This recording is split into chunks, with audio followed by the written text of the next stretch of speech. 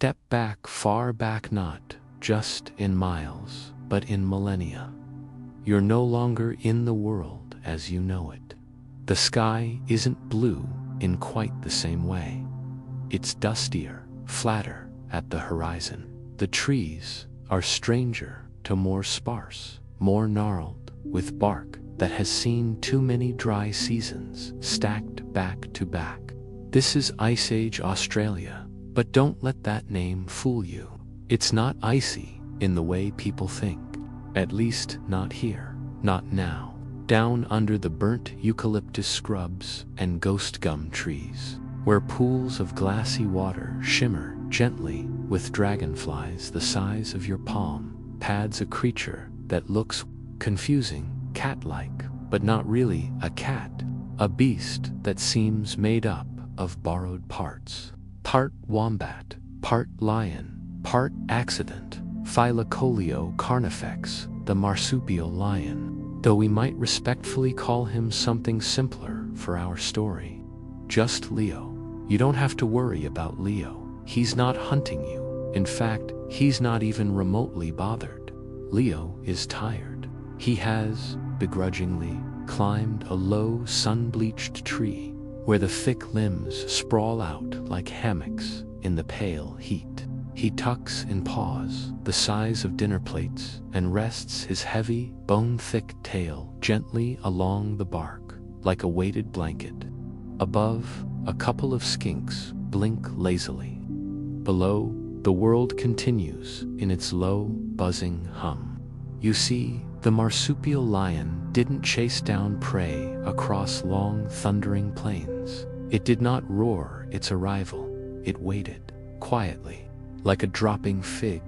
Some paleontologists argue that its famous semi-opposable thumbs, which sounds impressive until you realize pandas have those too, may have helped it grip branches like a sleepy tree dweller more than a fearsome attacker. Its blade-like incisors stayed, more often than not, tucked away inside a yawn. Leo stretches. The tree limb creaks. He blinks slowly over the edge to survey the world, not in hunger, but with an expression you might see in someone half listening to a podcast they not really into. He is, evolutionarily speaking, a cousin to Australia's koalas and wombats. Same basic bones, rewritten a few dozen times by entropy and the gentle pressure of millions of years. But while his marsupial cousins croon their calls at night, Leo's day is more intermittent, active in small bursts, not quite nocturnal. If you imagined his daily rhythm being dictated by the patchy shade and irregular food opportunities, you wouldn't be far off. He nuzzles the tree bark slightly. It's warm, too warm to do much else. This is a place where slow wins. Hunting too much wastes energy. Chasing too long burns lifeblood in a thirsty land. Instead, Leo learned the virtue of subtle effort. He moved more like a stamp, slowly taking shape than a strike across a page. And perhaps he dreams up here in his tree. What would a marsupial lion dream of? The tracks of a half-limping diprotodon clearing a wattle thicket. Or maybe just the smell of dry melaleuca leaves baking in the sun. Or nothing at all. Below him, a moth stirs, beats its powdery wings once, and returns to stillness. We can imagine the breath of ancient breezes nudging dry grass toward the direction of no great urgency. Leo is breathing, too, broad chest rising and falling. Something ancient in that chest, yes, but ordinary, too. Pulse, rhythm, sleep. The air smells of warm bark, dry fur, and soaked mud near an old billabong. He curls one enormous, retractable claw toward a knot in the wood and dozes. Far off, something hoots. He doesn't wake. Sleep is a strategy out here. Not just for restoring energy, but for waiting out the impossible sun, for skipping the hours where food is low and heat is high, for surviving by subtracting motion. So many of the creatures, the ones with softer bones, smaller lungs, and poorer eyesight, are burrowing, hiding, dreaming too. Marsupial moles twist their mitten-like claws beneath the red dust. Giant echidnas are somewhere snuffling through termite mounds with sleepy determination. But Leo has the tree, and the tree is good enough. He doesn't need to be king of the jungle. There is no jungle here, only crooked forests and grass pressed flat by absent breezes. Still, despite all the stillness, a quiet tension hums beneath the moment. You can feel it in the tremble of overheated leaves and in the way Leo's ears twitch toward invisible movements far away. He's listening without hurrying, resting, but not quite unawake. And you may be wondering, how did such a powerful creature become so sleepy? How did those severing jaws and muscular limbs evolve, not into a perpetual predator, but something more, well relaxed? What kind of animal develops the tools of drama, but chooses a lifestyle of softness? To answer that, perhaps we'll need to follow Leo down from the tree and quietly into the next breeze-shimmered moment.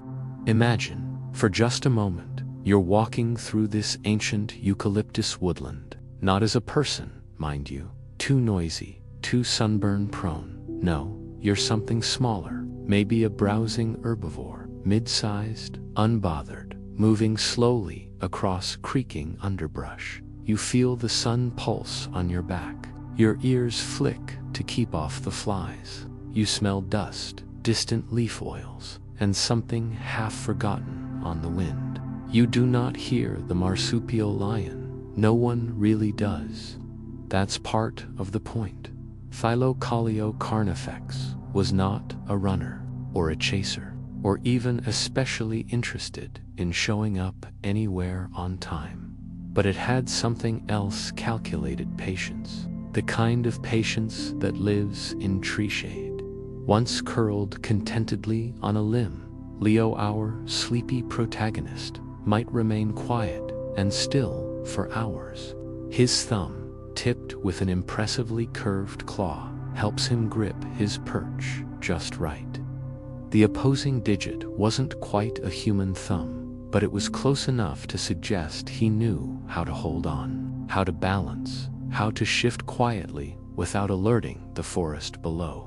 Scientists speculate these claws weren't just dangerous, they were deliberate, perfect for climbing, yes, but also for staying, for pausing mid-motion like a punctuation mark in the slow grammar of ancient life. It's entirely possible that Thylacoleo ambushed prey, but not by lunging through a thicket with expectant snarls. More likely, he dropped gently. His descent might have been so quiet that only a sudden wait and breathless pause marked the moment. And then, a nap, probably. A long, slow recovery nap. Because, unlike the predators we often romanticize in modern storytelling, Thylacoleo didn't go for quantity. There were no endless hunts. He probably didn't need to eat every day. The marsupial lion was a practiced minimalist. His jaws, by the way, were among the most efficient biters, pound for pound, of any mammal ever. His short, deep skull and meat-shearing front teeth functioned like a pair of prehistoric bolt cutters. But here's the thing: Leo rarely used them, at least not more than necessary. Why stress about it? In a land of droughts and low-calorie vegetation, every unnecessary motion was a small betrayal to survival. Even his tailor, thick, rigid cousin to the balancing pole of tightrope, Walker suggested a strong preference for sure-footed purchase and calculated movements. He wasn't lazy. No, not quite.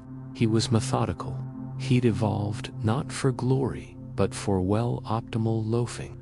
Other predators in the Pleistocene couldn't afford to be this relaxed. The Thylacine, lean and dog-like, and a distant cousin, trotted long distances just to track prey, tongue-lolling. Large omnivores, like Zygomaturisa, round-bellied, diprotodontid, could afford brief browsy detours, but remained alert. Loud and a tad paranoid, Leo could spend 97% of his day doing almost nothing, provided the other 3% went according to plan. Let's pause here. The Australian Pleistocene wasn't crowded with competition. It was odd. This was a land of really big herbivores that moved slowly and nervously. There were giant marsupial tapirs and car-sized wombat-bloodifs, birds taller than a modern giraffe, reptiles that wheezed quietly in dry creek beds and looked like leftovers from older eras. The marsupial lion wasn't a hunter in the sense of motion. He was a hunter in the sense of probability. He placed himself where things might walk by. He waited. And yes, if nothing happened, he waited longer. And what did he do with all that time? Well, sleep. But not just sleep. Maintenance. He would groom, quietly, with backward swept elbows. Maybe flick at mites. Shift a stubborn patch of fur. Claws that weren't in use might be cleaned with surprising delicacy. Flies would arrive. He'd twitch, then nod off again. Marsupial fur in this era wasn't soft. By design, it was functional, insulating in cold nights, reflective in harsh days, coated in a slightly oily dust that resisted the dry air. Leo's coat may have carried a faint scent of bark or dry leaf tannins rubbed into it from constant friction with tree trunks. You might picture a dull beige hide, interrupted only by faint, darker striping for camouflage, perhaps, or just pigments accumulated over tests of time. He might have panted lightly when the sun got too strong, opened his mouth just a crack, tongue curled in the still air, or shifted branches slightly to keep the sun from heating up one side too long. He likely had preferred trees, old friends, reliable limbs that never tricked him, maybe a narrow-leaning ironbark with a particular knot he could rest his chin on, returning night after night, nap after nap. It's possible, though we may never prove, it's that Leo even inherited resting spots from older lions, quiet places passed down through habit and Grunt's softened memory. And while he rested, everything around him ticked on slowly. Cicadas screamed, then dulled again. Monitor lizards flopped through leaf litter, unimpressed. The wind rose slightly, dipped back into stillness. You'd be forgiven for thinking nothing at all was happening. But within that sameness, Leo adjusted slowly. His paws twitched in dreams. His whiskers gathered dust grains. His tail bumped once gently against a cicada husk, and occasionally, just occasionally, a scent in the breeze shifted his posture. Something distant, unusual, an old wombat, perhaps, moving out of rhythm with the usual dusk. Would he stir? Maybe. Or maybe he'd store that moment, log the memory of the scent for later. Sleep again. In the growing dusk, shadows stretched. The forest changed temperature. Color shifted in subtle ways the human eye barely registers. Pale grays grew richer. Green narrowed into bottle black, and the marsupial lion blinked open his eyes. His time was nearly here, but he didn't stand, not yet. He stretched first, one paw at a time, then the back, flexed each claw, carefully, like tools being checked. And only then did he climb. But even climbing was slow, quiet, considerate. The predators of modern media often arrive roaring, But Leo was quieter than the rustle of a curling leaf. Down the trunk, he slipped one pad at a time onto soft earth, nose lowered, half-rested, comfortably unresolved, because he didn't need to hunt tonight. Not necessarily. There was time. Always time. So he padded into the scrubs, the warmth of his perch still echoing on his fur, creeping silently into a world not quite asleep but in no hurry to wake either. And out there, somewhere, a stir, a track, a shape. But would he follow it, or wait once again for just the right tree? The sun doesn't quite rise all at once in ancient Australia. Out here, light leaks upward in slow pulses. It brushes sky into lavender, then the faint gold of quietly sweating leaves.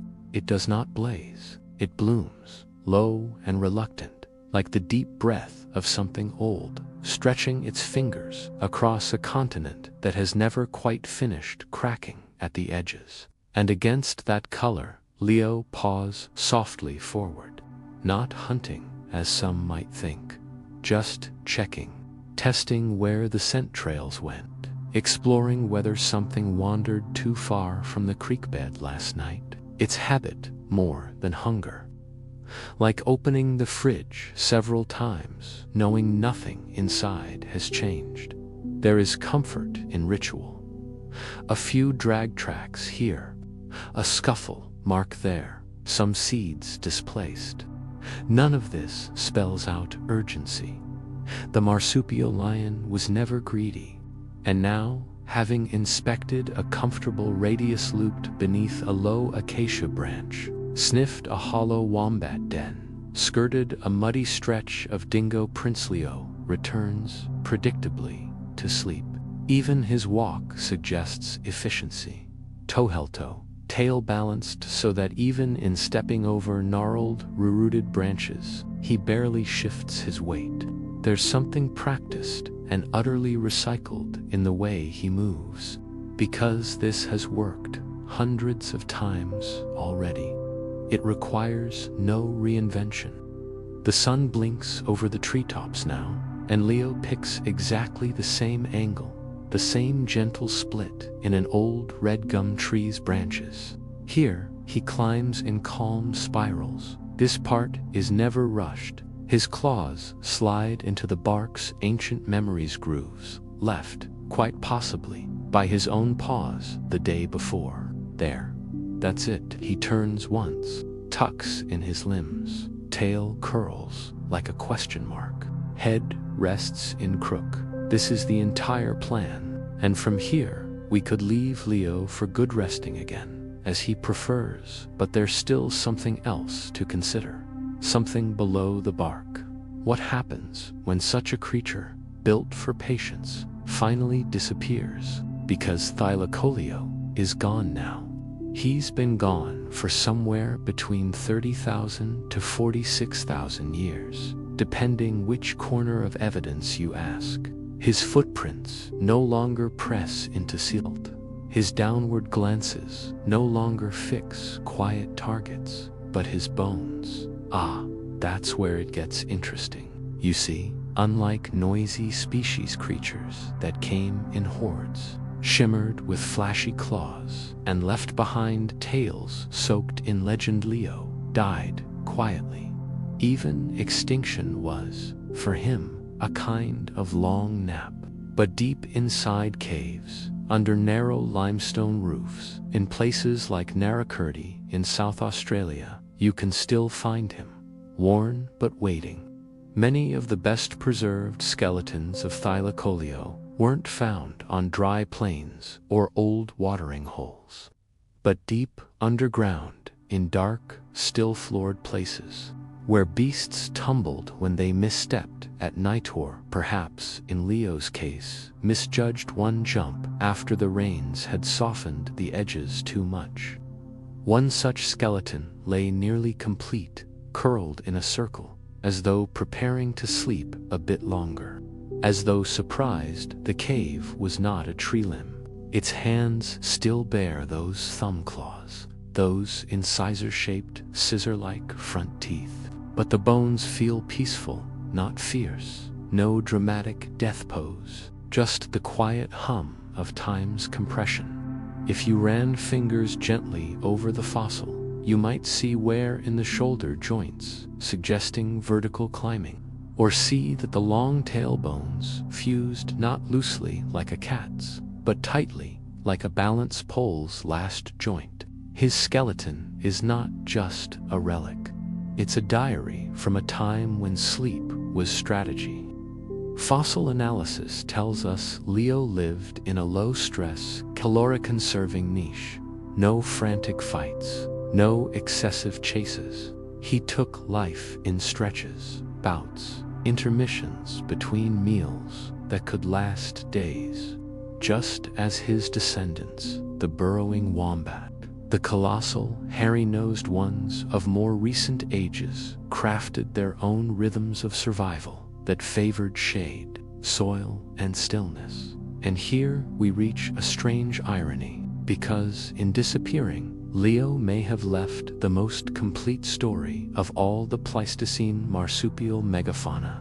His bones, found articulated and unscavenged, suggest he lived long, unusually unbothered lives, that he rested more often than ran, that even in ending he did so the only way he knew how, quietly. But as the carbon clock ticked down, so too did his world. The continent dried further. Fires, perhaps brought by the creeping edge of early human migration, cut long corridors into once thick woodlands. The big herbivores began to vanish. Diprotodons, the ones he occasionally napped above, became rarer than myth. Watering holes dried for longer and longer stretches, shifting resting ranges. In a world that relied on predictability, perhaps that was the final ripple. The tree Leo liked, perhaps it died. The undergrowth changed texture, smelled wrong, moved differently, or didn't move at all. A marsupial lion who waited too long might simply wait forever. But even so, there was no single dramatic vanishing, just fewer tracks, then none. Just the wind again. The basics of his biology weren't passed on like some celebrated evolutionary torch.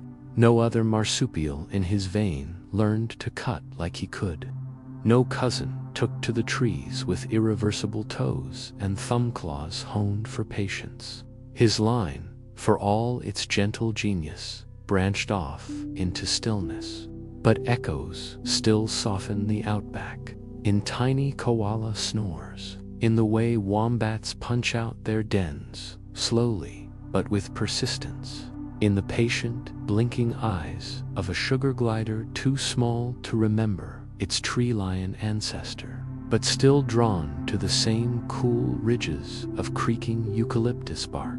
And maybe if you walk at dusk through Australia's dry, cracking basin and look up at a slanted limb that juts just so from a tired tree, you'll see a shape up there.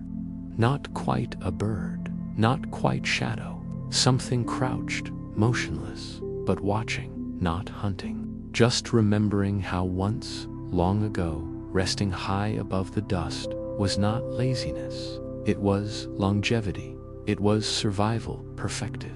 It was the pause between the ages, because long before the land cracked further open, and long before soil dried into salt, there shadowist this one creature, still, measured, watching, thumb claw gripping slightly, tail balanced, and breath as slow as weather.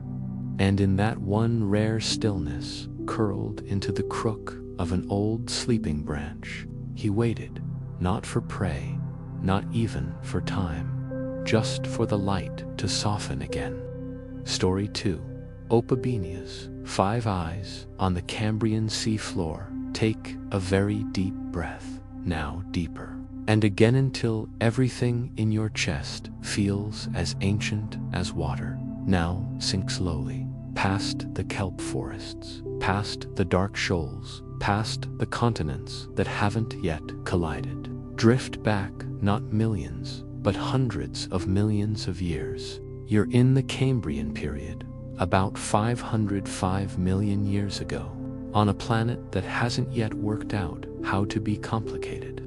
The sky exists, yes, but the land is mostly bare rock and murmuring winds. Trees, not yet.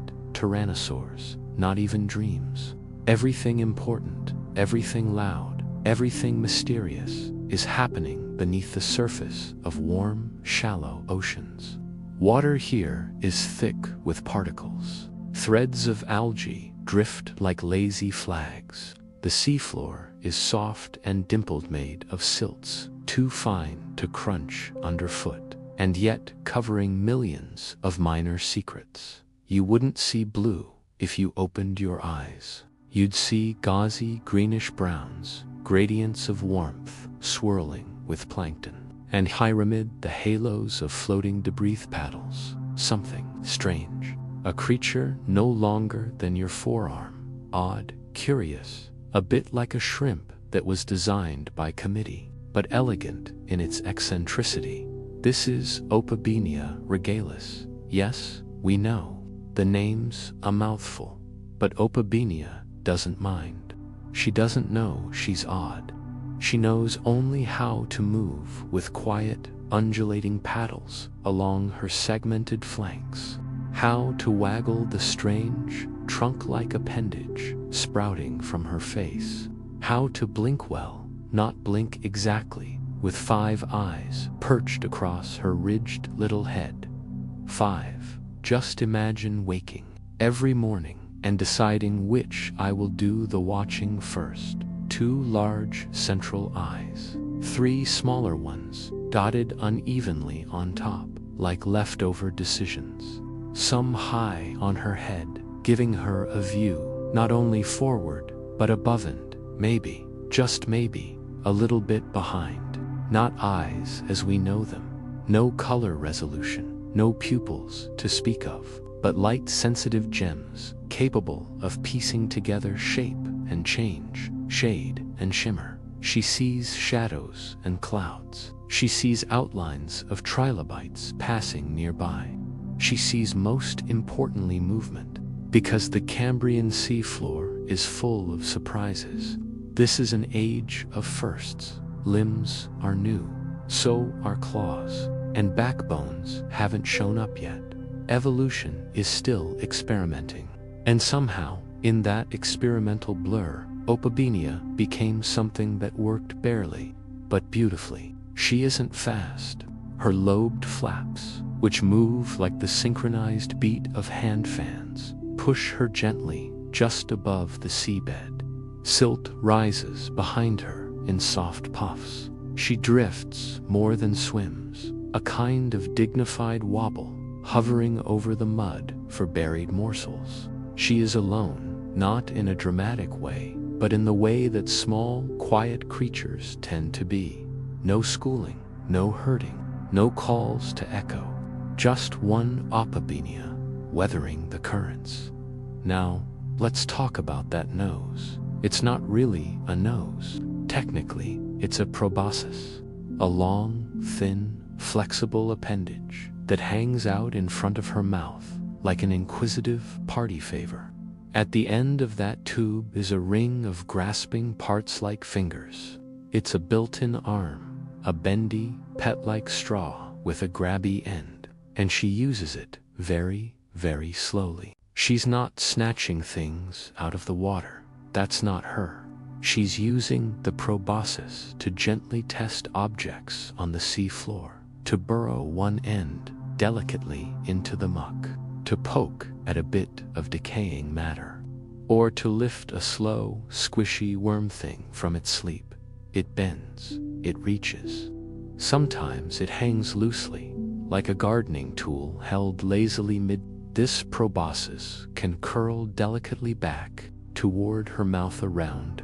Strange, but in the Cambrian mouths often appear in unexpected places. And it's a good thing she has that little built-in arm. because her body shape doesn't exactly lend itself to agility. Opabenia is soft. No hard shell, like the armored trilobites that scuttle bluntly nearby. She has flexible segmentation, like a soft sandwich of kitchen sponge and wriggly ribbon. She's not here to fight, she's here to explore, to drift, to notice things. Take the current, for example. It pulses today in a lazy spiral, not fastened, not still. That's the kind Opabenia likes best. The kind that drags leftover food from far places, delivered straight to her little hunting zone, without her having to detour. Some sparkly detritus tumbles by. Maybe dead sponge flakes, maybe microfauna shed from an unseen predator's messy breakfast upstream. Her eyes twitch independently. One cants slightly upward to watch falling particles. Another tracks a sidelong wriggler who's clearly not concerned. A round-bodied Wiwaxia trundles nearby, both of them completely uninterested in each other. Because here's the thing. In the Cambrian, there's not much active competition yet. No lightning-fast fish, no tentacled terror, just awkward, slow pioneers. Everything works, just barely. Everything's trying something new and hoping for the best. And yet, Opabenia is perfectly poised for this stage of planetary experimentation. She doesn't need to be fast. She doesn't need armor. She needs only to hover where the food settles and to reach, gently, when the time is right. Every now and then, a soft-bodied predator may rise from the silterly anomalies, like an Thylacoleo, with their toothy round mouths and undulating ribbon-like elegance. But Opabenia has nothing they want. She tucks downward, feeds pressed to the mud, flat as can be, and waits for the pulse of danger to pass. This works most of the time, and when the moment is still a Gandin, the water clears of urgency. She picks up where she left off, nudging grains, plucking detritus, bumping gently into a discarded sponge stem and backing away like it might apologize. And above, her 5 eyes look on silently, trying, in their way, to make sense of the faint light echoing through muddy layers of time. But let us not think only of the creature.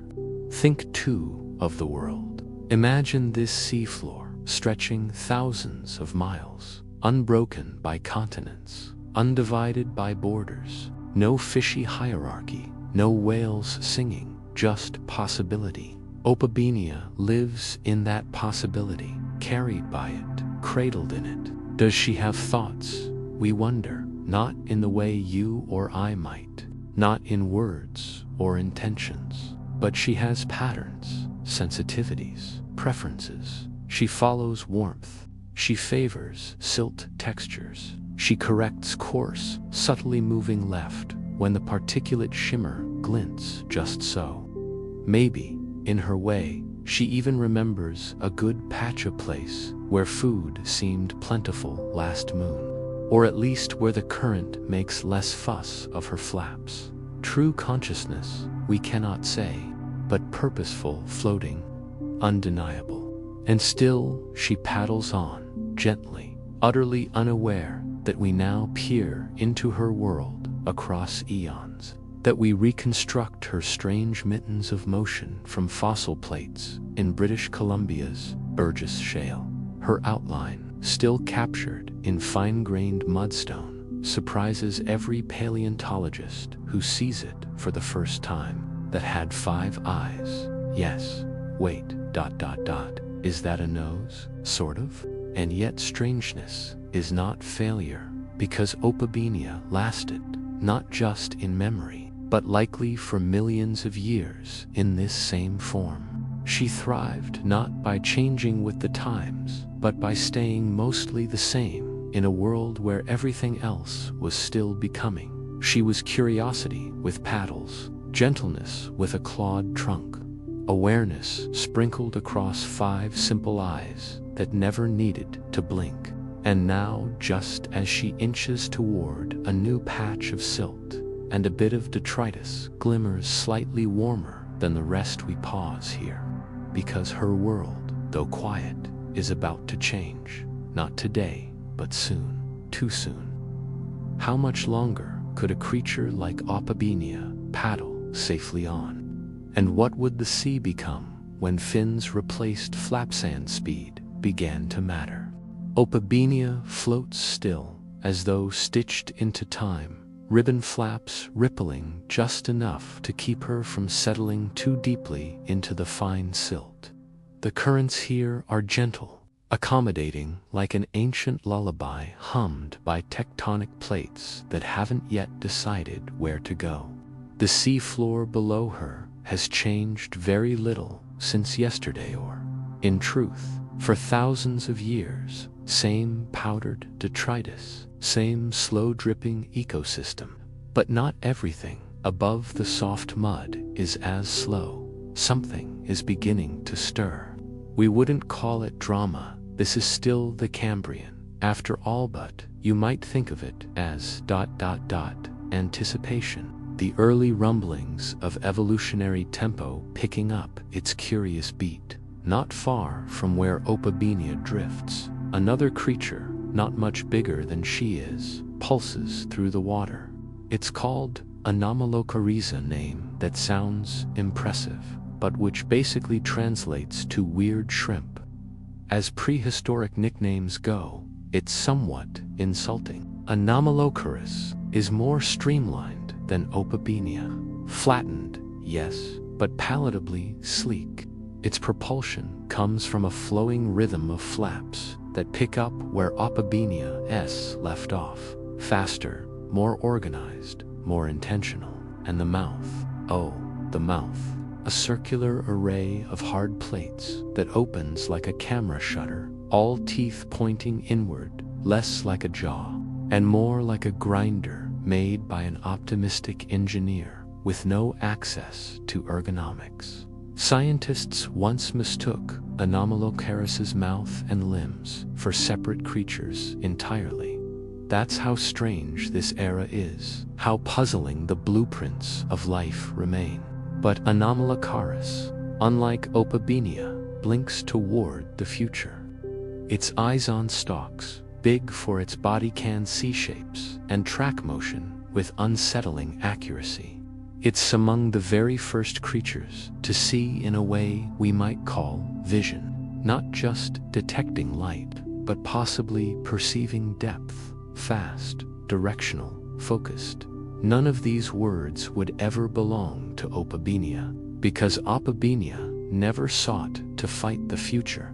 She carried on, unperturbed. Still, her morning meanderings are now tinged with something new. Flashes in the dim light, displacements of silt she didn't cause, trails that are growing more straight-lined than her usual curving, pleasurably pointless loops. She continues, as she always has. Her little proboscis twitches, sifting particles, nudging a limp sponge stem, investigating an abandoned molted trilobite plate for any edible residue.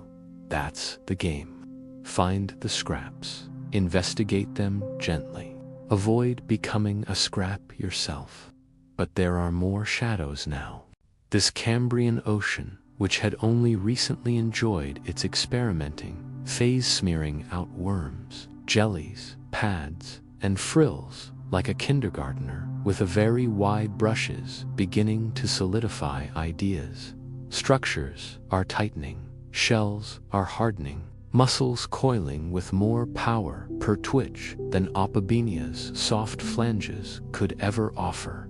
You might think evolution was leaving her behind, but that wouldn't be entirely fair. Opabenia still works. She doesn't need to catch anything nimble. She doesn't need to move in a straight line. She doesn't need to conquer. She just needs time, soft terrain, drifting particles. A world that still offers space for creatures who know how to wait.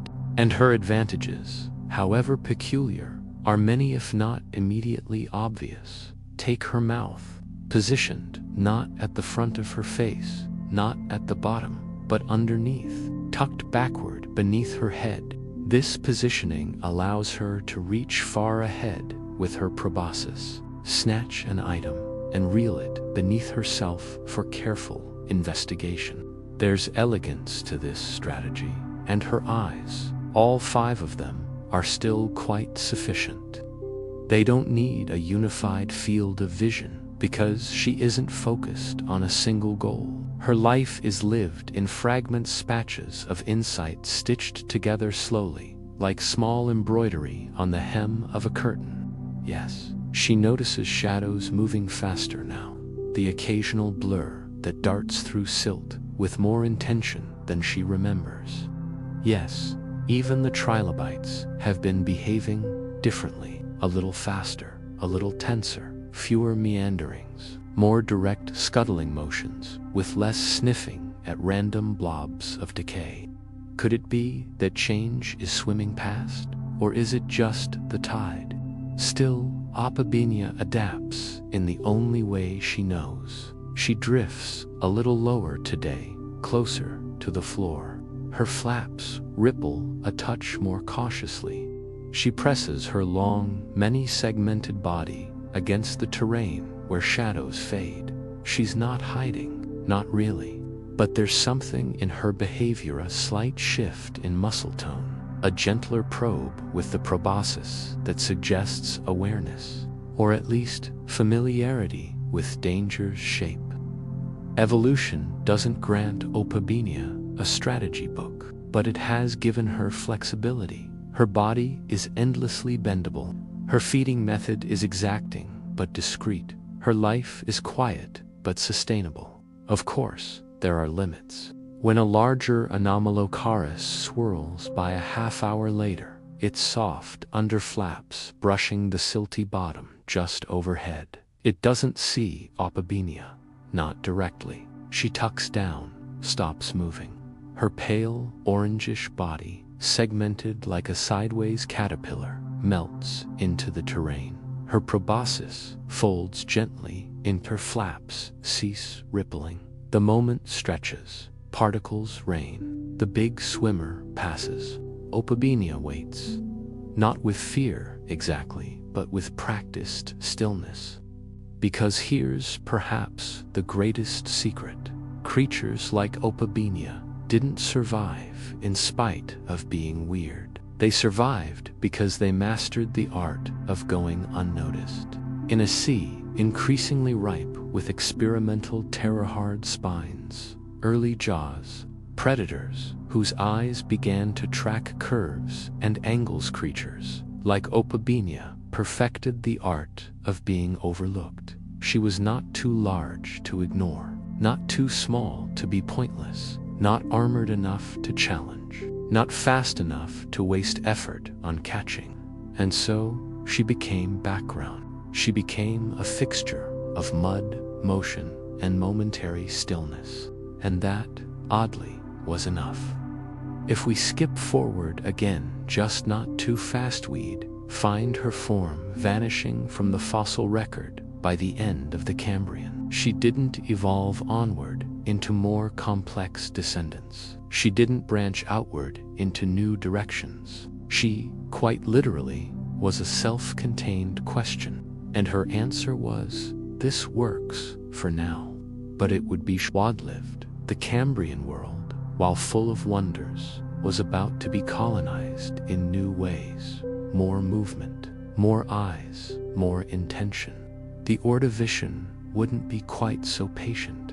And once creatures learned to blink once, neurons began to fire in relation to threat and choice and strategy in more rapid successions. Leapy explorers like Opabenia began to fade, not in suffering, not in destruction, just in volume, in frequency, dustier, scarcer, replaced by faster breathers with stronger pushes and larger shadows. But perhaps deep in that ancient silt, at the quietest corners between stromatolite colonies, you'd still find one or two drifting like a folded ribbon made of dreams. proboscis hovering, flaps sipping the water, eyes catching the last golden glint before the tide slipped away. Is extinction ever really sudden for lives this slow? Or do some creatures merely become memories, sediment curled softly under layers of time? If you listen close, through brittle shale and softened stone, Opabenia is still drifting, still gentle, still curious, still not entirely forgotten. Imagine a fossil forming, not the sudden snap of domino avalanche, no lightning strike, no chase halted mid-sprint, just settling, silt whispering gently over a once moving body, quietness made solid, patience hardened into time. Now rewind that thought, float again, slowly, to the Cambrian seas perhaps, a few million years later than we last visited. The waters are warmer in color now, a touch murkier, not dramatically, but enough that something feels shifted, familiar, but in new arrangements. Opabenia is still here, but fewer of her kind paddle. Her 5 eyes still blinkless, yet aware. Her flaps still flutter, gently ruffling sediment as she coasts low over a ripple-streaked patch of ancient mud. The world is not hostile, not yet, but it doesn't wait the way it used to. Once, everything moved in a slowness touched by awe. Trilobites trundled without urgency, algae looped lazily with the tides. Sponge clusters didn't merely exist, they persisted, unchallenged and unhurried. Now, shoals of more organized swimmers drift through, primitive but ambitious arthropods with overlapping carapaces and recognizable rows of leg paddles. Their eyes are compound now. They see things more clearly, sharper shapes, crisper edges. The blur between friend and food grows smaller each epoch. Opabenia drifts along a narrow silt trough. It shields her. Today, she investigates a patch of something odd, decayed matter, fine particulates, maybe the soft, abandoned carbonate skeleton of an early bryozoan. She bends the proboscis carefully. The flaps on her abdomen pulse more slowly now, conserving effort. She tastes the mud delicately, not with suspicion, but with familiarity. She knows this pattern. Above, clouds darken and redistribute as currents shift. No storm, just a pressure pattern far away. Unseen, unknown, unimportant to an animal who has never once looked beyond the 3 feet in front of her. It's worth remembering, Opabenia's world was vivid but not vast. She did not map territories. She did not compete for glory. She patrolled only the micro-narrow margin between enough food and not quite enough. And even then, the difference was subtle. But day by day, in this slow clock of ancient time, the margins began fading. With every generation, new players entered the game. More trilobite species, strange, flattened swimmers, early worms with bristled legs and oddly teeth. You wouldn't notice all at once. Change works here like tide against stona, slight smoothing, then more. But if you were one of the few remaining Opabenia, you'd feel it in your flaps, where once her slow hovering style gave her elegant access to flakes of food that others missed. Now there were mouths closer to the muck, graspers with mechanical precision, borrowed limbs, evolved for speed more than sense. So she adapts slowly, cautiously. She sticks to quieter patches of the seafloor. Shadows move faster now, but she knows the trick of staying low. She shortens her patrolling loops, her senses rudimentary though they look to take in more variations in clouded water. The vertical part of her water column shortens. She doesn't rise as high. Risk seems taller now. Still, she finds meager meals. She exists, not boldly, but quietly. Because life doesn't always respond to change with aggression. Sometimes it responds with retreat, with simplification, with surrendering the idea of dominance in favor of just one more quiet paddle. And perhaps this is why we love her so much, because even in fading, she leaves something behind few other Cambrian lives ever did. Clarity, you see. Her body fossilizes surprisingly well. Opabinia's soft tissues are usually the first kind of animal material lost to time. Squishy bellies, gelatinous limbs, strange eye stalks, they dissolve, typically, but the conditions of the Burgess Shale, a miraculous result of underwater landslides and oxygen-deprived silts, preserve everything. We peer into the rock and see the shape of her 5 eyes, perfectly fanned out like a crown. We see the ribs along her flanks. We see the delicate trunk of her proboscis reaching forward, curled like it paused mid-grab and never restarted the task. And because it lasted in such astonishing detail, we began to ask questions only Opabinia could inspire. What qualifies as vision? How many ways can a body make sense? What's the minimum needed to thrive for millions of years? Her fossil is not loud, like the jaws of Anomalocaris or the sharp tail spikes of later Ordovician swimmers, but it endures, quietly dazzling anyone who finds it. She never knew she'd be remembered. She never knew she'd become a puzzler riddle in shale, but she is. One of the first animals to be constructed weird and stay that way. Not an ancestor, not a blueprint, just a path that life briefly wandered down, asked, what if? And then, eventually, left behind. And isn't that how ideas work, too? Not all innovations persist. Some strange little patterns and half-steps simply echo for a while, then vanish, leaving only marks in stone and memory. And just before she disappears for good, lowers herself gently onto the silt, as she has so many times before.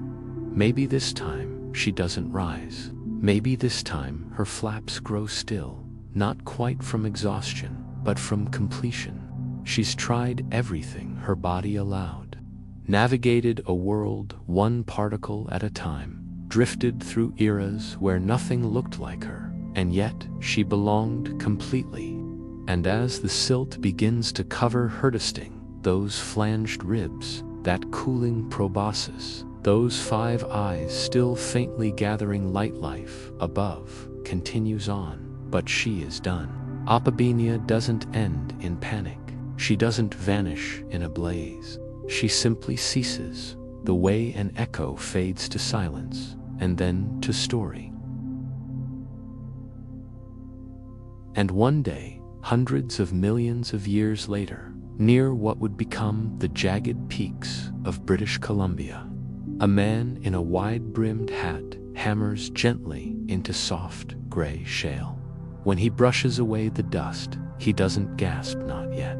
He simply squints. Tilted gently in the rock face is a flattened image, a ridge here, a curled line there, and the unmistakable fan of 5 eyes peering forward, curious, soft-spined, still. And the man whispers, almost to no one, but entirely to time, "What on earth is that?" Story 3. Giant ground sloths and the search for an uncrowded hammock. Let's begin by imagining a jungle knot, the dense, vine-choked ones of Indiana Jones films, but something wider, warmer, quieter. It hums, not with excitement, but with slow intention. The air here is thick with moisture. The trees bloom at awkward angles. Ferns curl with prehistoric confidence. A butterfly with a wingspan like a paperback novel drifts lazily between giant cycads. Everything, and we mean everything, feels a bit heavier, a bit slower, a bit older. Now turn your gaze downward, because this story is not about apex predators or show-stealing saber-tooths. This story belongs to a shaggy, lumbering, leaf-munching, megafaunal marvel that barely noticed anything unless it had to. Meet the giant ground sloth, or, more formally, Megatherium americanum, from Latin, that translates to something like the great beast of America. Which is amusing, because part of Megatherium's charm is how little interest it seemed to have in greatness. Mostly, it seemed interested in mossy shade and leafy snacks and scratching its enormous belly with sluggish satisfaction. Standing at nearly 20 feet tall when balanced on its hind legs, Megatherium was one of the largest land mammals of its time, comparable in size to today's elephants, but with none of the blaring trumpets or dramatic herds. Instead, this animal seemed almost designed for solitary softness. To understand its life, we must first understand its habitat.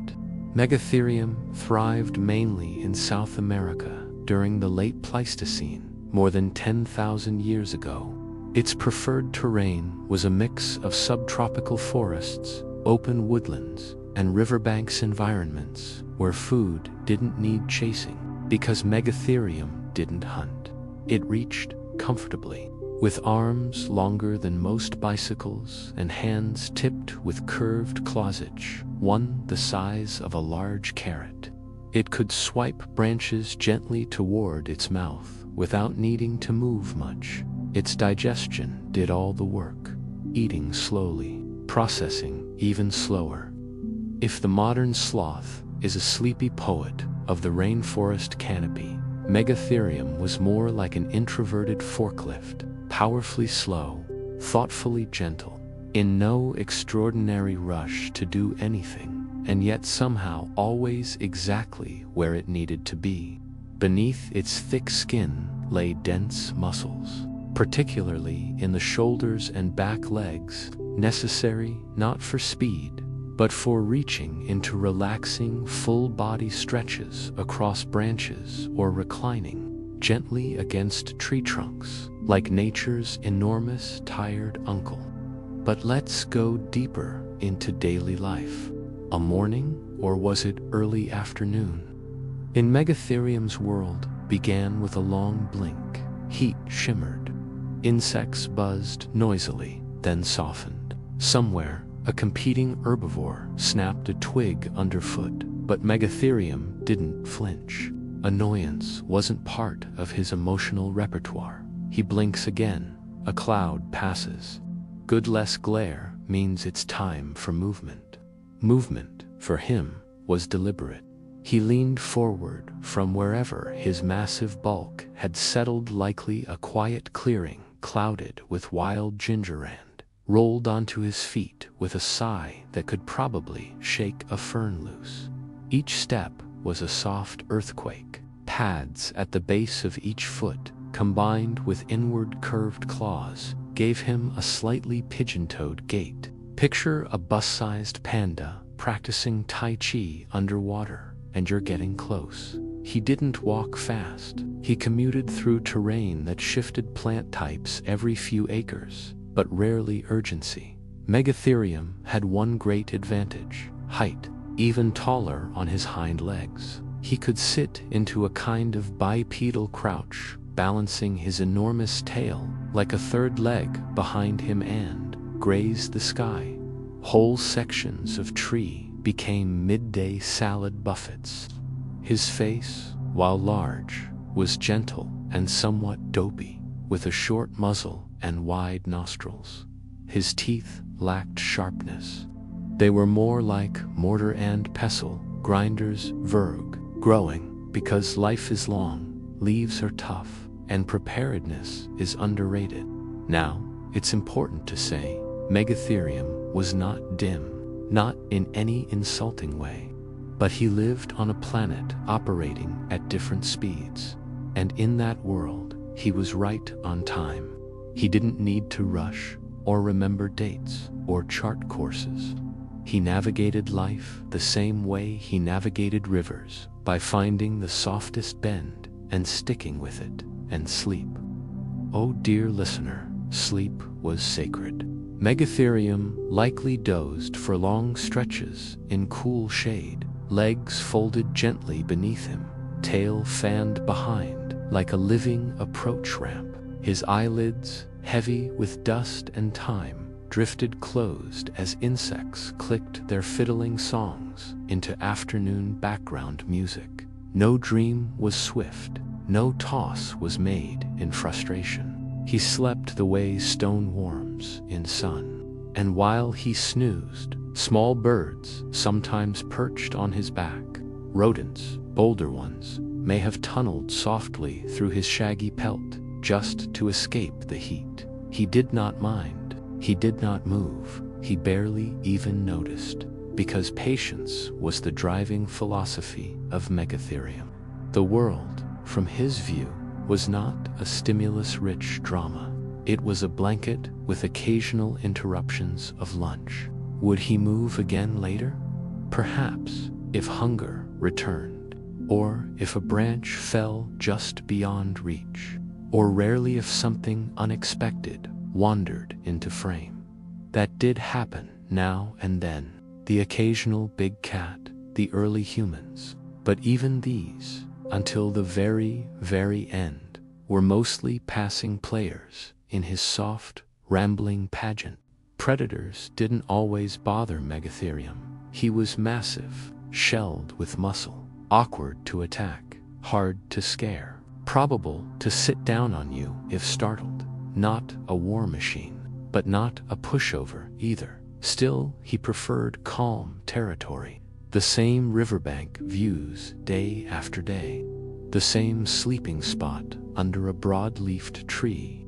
The same edge of forest hammock-shaped bend between root systems, where his frame could curl just slightly and melt into drowsy inactivity. Each toe, thick and padded, twitched slightly as he dreamt. We don't know what Megatherium dreamed of, but maybe it was leaves, or rainfall in slow motion, or a grassy hill lonely enough to nap on for days. After all, when you're 10,000 pounds of ground sloth, the perfect nap is worth remembering. He wakes slowly, sniffs, head tilts upward toward a tree that swayed since he last looked up. There may be a path to new foliage, or not. He sniffs again, breathes deeply through those nostrils, like he's inhaling the very age of the earth itself. A long pause, then a blink, then a step. Maybe the food can wait. Maybe it's another nap o'clock. We don't fault him for it. The clouds aren't going anywhere, and trees. There are always more trees. Let's resume, not with drama, but with a gentle rustle of leaves. Megatherium, our unhurried hero, has awakened. Not all at once, mind you. It's more of a staggered stretch, a widening of the nostrils, a slow blink of eyes that regard the world the same way a sleepy librarian might regard a slightly rearranged bookshelf, with a hint of recognition, but no urgency to act. The day is halfway finished, but time, again, means very little to a creature whose preferred speed is neutral. He shifts his weight. One hip rises, then the other. A breeze nudges the trees just above, drawing a soft whoosh across the overhead canopy. Megatherium's shoulder joints creak lightly, not from age, but from size. Even the simple act of standing is a procedure, a slow negotiation between muscle and gravity. But now he's up, all 7 meters of him. He begins to move, not with any clear agenda, but with the committed casualness of someone wandering a large bookstore with no list in hand. There's a leaning tree nearby, thin bark, recently rubbed clean. It is, by long-standing tradition, his favorite scratching post.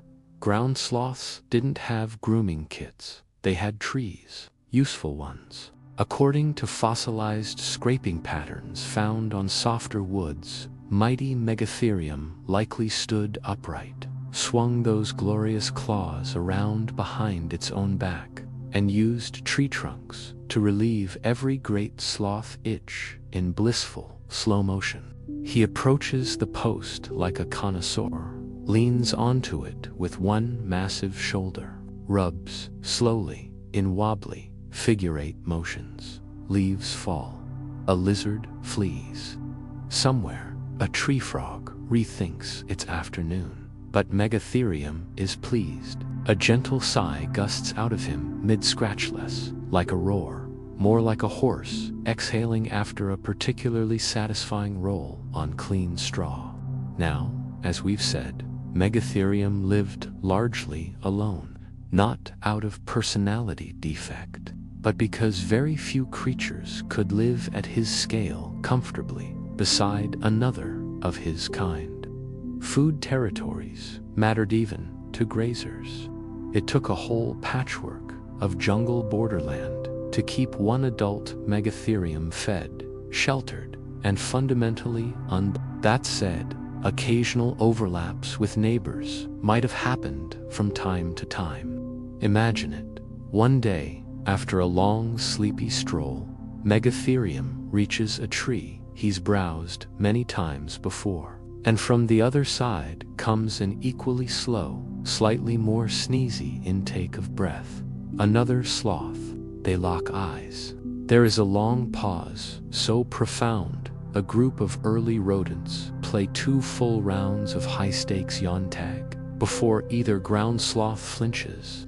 Then, one of them blinks in a direction that vaguely implies, "You go ahead." Another pause.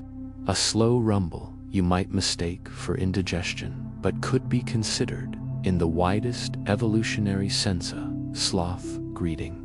The visitor turns left. Megatherium turns right, and they continue on, parting ways like 2 ships slowly nudging through fog, each politely pretending the other was never there. Back to our Megatherium. He's moving again, reaching a grove with denser greenery. His claws, while impressive for scratching, weren't just idle decorations. They were tools. Megatherium likely pulled branches down toward its mouth with gentle tugs, or possibly even hugged small trees and swayed gently till edible leaves flopped conveniently near. This was not destruction. It was dining, his preferred meal. Cecropier, if you like the speculative options, soft-leaved, fast-growing trees that many herbivores today still nibble fondly. Or perhaps he enjoyed the succulent pads of prehistoric cacti or open-rooted ferns with waxy fronds. We may never design the full menu, but we do know those teeth didn't stop growing, and neither, really, did his interest in taking meals as slowly as permitted by the rotation of the earth. Because here's something delightful. Megatherium may have used his massive tongue to help manipulate bits of food toward the grinding molars in the back of his jaws. A tongue not quite giraffe long, but probably elephantesque, flexible, useful, patient. And when you picture him chewing, do not imagine a cow or horse's non-stop clatter. No, picture long chews, intermissions between the chews, then a slow swallow as if reconsidering the worth of the whole bite. And if a fruit or stem crossed the line from palatable to suspicious, well, it might simply fall back out of his mouth mid-chew. No fuss, just a leafy rejection of mediocre produce.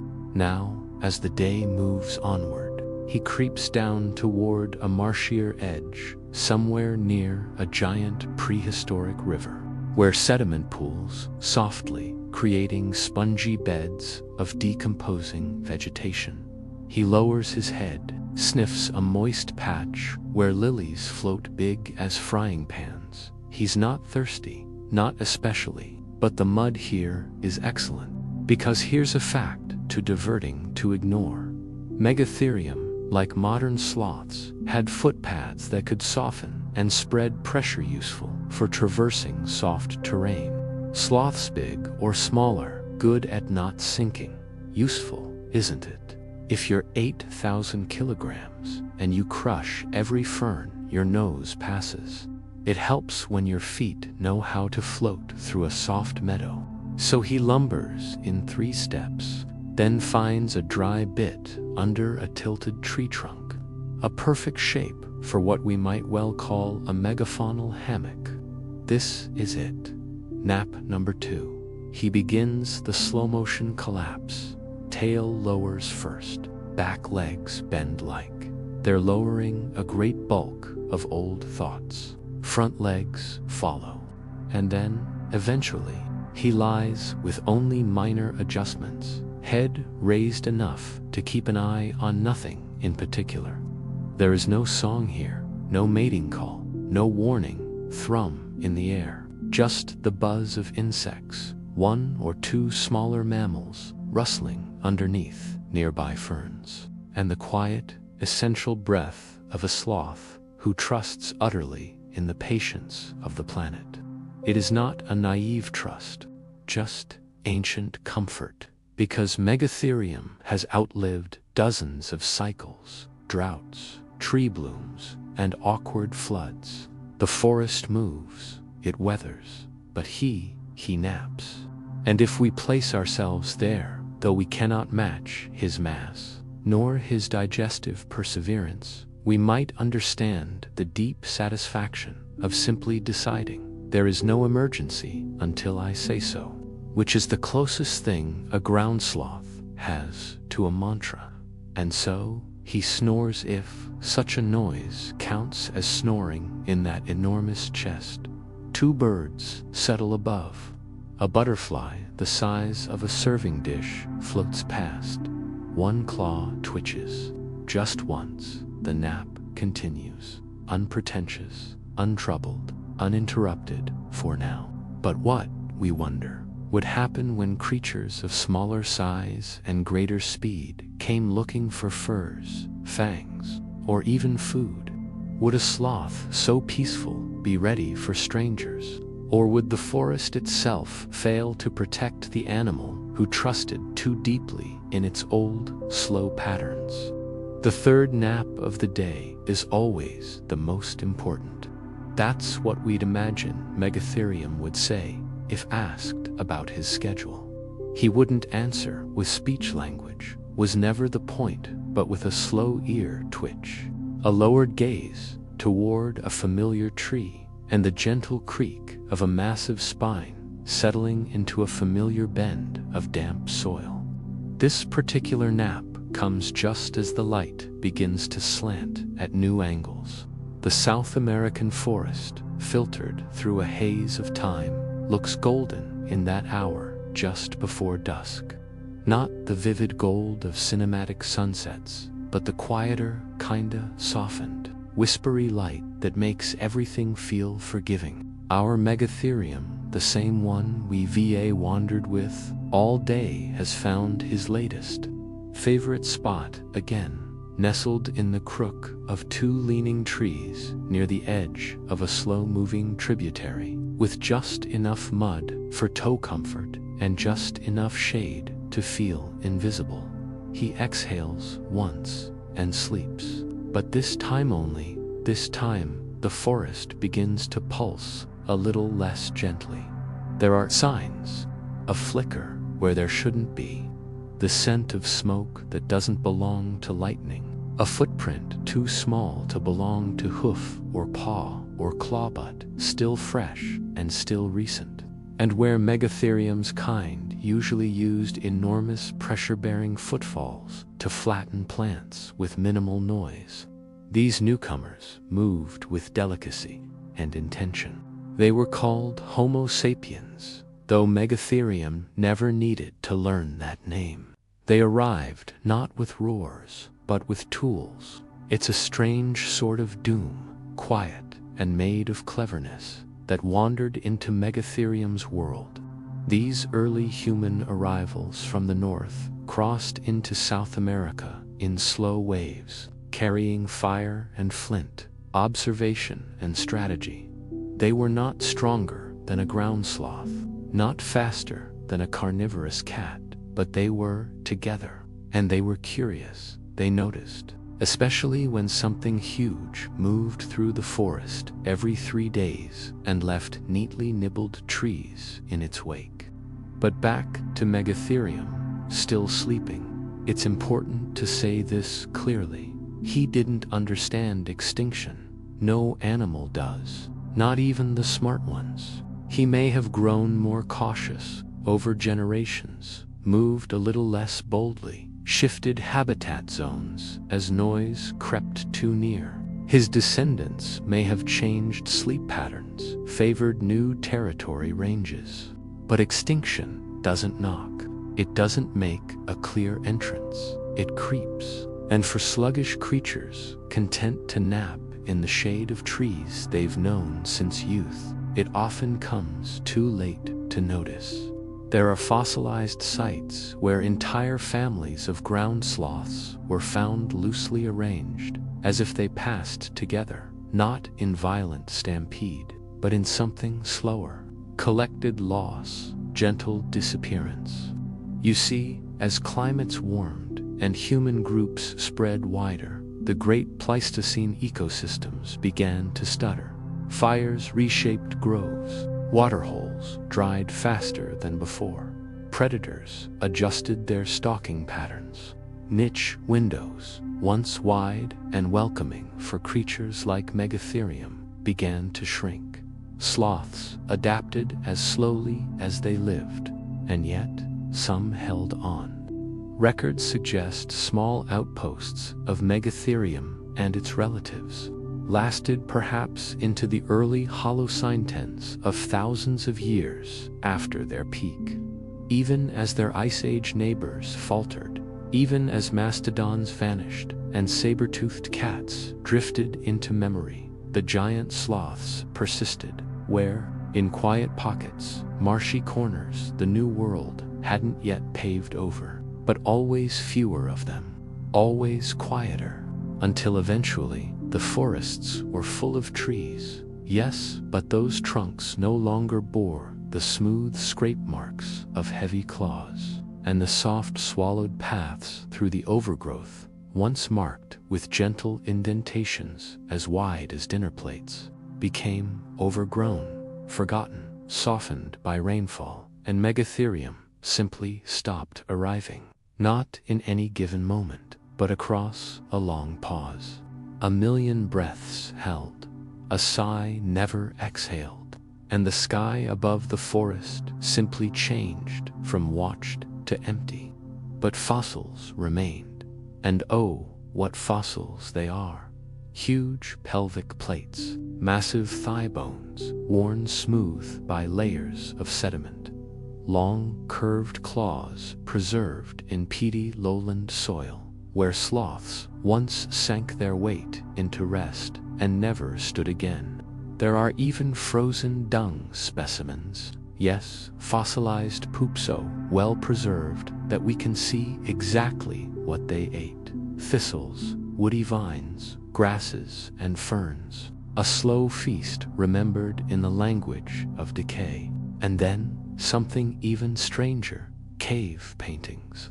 Deep within Patagonia, in certain shelters where early humans once camped, we find outlines drawn in pigment rudimentary but unmistakably large, clawed, slow-moving creatures, some lumbering on all fours, others a bit extravagantly shown, standing upright, paws raised, as if reaching toward the stars. These may have been tales, warnings, memories, or tributes.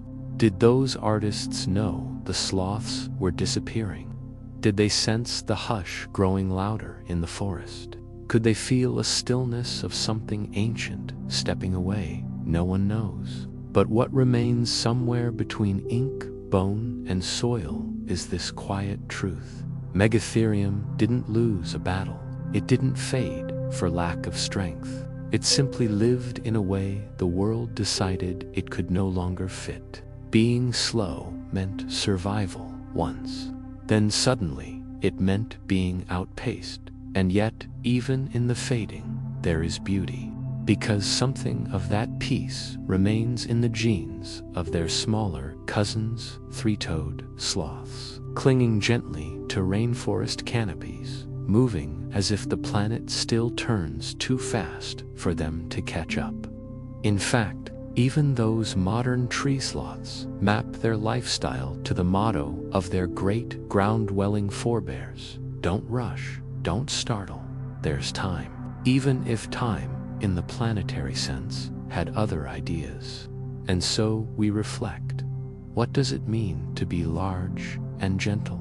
To trust the earth and lose? To nap heavily and still inspire artwork long after you're gone? Megatherium may be extinct, but its story is not. Its weight still softens the pages of memory. Its slow sigh exhales through cycles of climate and myth. And maybe every time we pause in a sunlit forest clearing, every time we choose the gentle detour, every time we eat slowly with great contentment, somewhere, some small part of that ancient sloth smiles with us. One blink, then another, forever napping under a sky that stirs only for the quietest of giants. Story 4: Ammonites and the endless shell-polishing routine. Before we begin, take a moment to imagine the scene. Not today's coral-splashed tropics or the wave-chopped northern coasts, but a warm inland sea that no longer exists. The kind of sea that once stretched in shallow sheets across places now filled with plains and mountains. Calm, broad, almost lazy. A sea where land was something to swim above, not return to. You could drift for hundreds of miles in water, barely deeper than a modern city skyline. This was their world.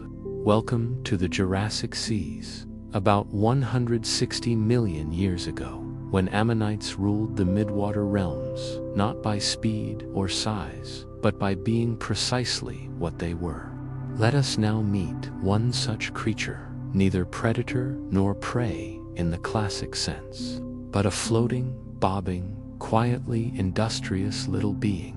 Ammonites, sentient relatives of modern squids and octopuses, but with one crucial difference. They lived inside perfect, pearlescent, ever-expanding, spiraled homes. Now, you may have seen their fossils in gift shops or geology books, the tight coils of stony spiral shells, hard as quartz and often beautifully opalescent. These were once living chambers, built incrementally from the inside out. But inside those perfect spirals, an ammonite lived a calm, if slightly obsessive, existence. Let's call ours Mina. Not that she knew her name, but naming her helps us tell her story gently. Mina is floating now just a few feet above the seafloor, where dust and silicatrich sediment blur the boundary between here and there. Her paper-thin arms, many and delicate, extend from an opening in her shell, like a cautious whisper reaching out to figure out what the ocean is up to today. She is not a fast creature, but she is tidy. You see, ammonites like Mina lived in a constant state of renovation. Their shells were not just armor, they were homes, bedrooms, survival pods, memory palaces. As Mina grew, she built new chambers behind herself, spiraling outward, like someone calmly adding extension after extension to a seashell-sized mansion. Each new room was sealed off after use, filled with gas to aid in buoyancy. She lived only in the outermost chamber, but kept everything behind her in perfect structural order. And so, each morning, nor perhaps we should say, each lazily filtered segment of the Damina begins her day in the only way she knows how, by giving her shell a routine polish. Her tentacles reach back gently, stroking over the outer rim, checking for barnacles, silt buildup, mineral flaking. She pushes off particles as delicately as one might dust an antique. Because, for the ammonite, cleanliness isn't vanity, it's a matter of performance. A dirty shell means drag. Drag means sinking. Sinking into the soft bottom layers of this ancient sea means trouble, not fatal, necessarily, but definitely inconvenient. No easy swimming back up when you wade through molasses-thick, vulcanized silt. And while predators, like ichthyosaurs, or small marine crocodilians, might never notice a hiding ammonite, a stuck one flailing in sediment, that's an invitation they couldn't resist. So Mina polishes again. You might laugh to think of a prehistoric mollusk as a neat freak, but that's exactly what she is. Her little life is ruled by maintenance. She doesn't make coral gardens. She doesn't chase prey. She's no tentacled terror like her future cephalopod cousins. She is a floater, gentle drifter. She uses the subtle motion of her hood and tiny jet pulses to adjust her elevation. Not too fast, not too high, just enough. Her diet, simple, microscopic crustaceans, floating detritus, algae clusters, unlucky enough to brush past. She gently coaxes them inward with her arms. No drama, no digestion visible to the outside world. Just one small floating diner moving with the elegance of driftwood. But how did she sleep? Well, that's the lovely part. Softly, if at all. Marine animals don't sleep like we do. They enter states of minimal activity, extended floating rest, where senses dull but aren't completely offline. Mina never goes limp. Her tentacles remain slightly extended, her shell always angling away from open threat zones. But she does doze. Her version of rest looks like this: a lower heartbeat, less tentacle movement, slight recentering of her buoyancy logic, and maybe, just maybe, the aquatic equivalent of a dreamy sigh when danger is truly remote and phytoplankton density is deliciously high. She may allow herself extended driftings near the surface, balancing light and shade, like a sleepy hot air balloon with arms. Your eyes, if you could see her, would note her dark specks near the tentacle base, the rudimentary vision of her kind. Not for beauty or color, mind you, just motion, shape, disturbance. Perfect, for example, for spotting a pursuing shape with too many teeth. But here, in the still moment, there is no threat. Just warm tides, hundreds of meters across, tousled gently by ancient moon pull, carrying Mina in slow revolutions like a carousel beneath time. Think of her routine like this: 1. Float. 2. Polish. 3. Eat small snack. 4. Drift. 5. Adjust buoyancy. Chamber. 6. Repeat. It's not an ambitious life, but it's efficient and comforting. Especially when predators are still regionally sparse and food arrives in invisible clouds, you just have to patiently bump through. Mina and her ammonite kin aren't aware of how long they've lasted. They don't know they'll survive across multiple extinction events, outpacing whole dynasties of reptiles, fishes, and strange marine experiments we haven't yet found complete skeletons for. But somehow, beneath it all, we might feel it. These creatures are designed for endurance, not flash, not aggression. Endurance by quiet habit. Their shells, mathematically gorgeous in logarithmic spirals, represent not just protection, but philosophy. A commitment to housing one's vulnerability in beauty, in reliable geometry. And across time, their habitats brush against continents, in fluxes, spreading across what would become the Sahara, the Great Plains, the Alps, and in every corner, a little ammonite, drifting, cleaning, mildly bored. But the world is always shifting. Currents change, seafloors rise, territory diminishes, shell design evolves. And somewhere, not now, but later, everything will get a little bit faster, a little hotter, a little emptier. But that's for another shell, in another time. For now, in this thick, ancient sea lit by sun through plankton glass, Mina floats, clean, compact, and balanced, perfectly balanced.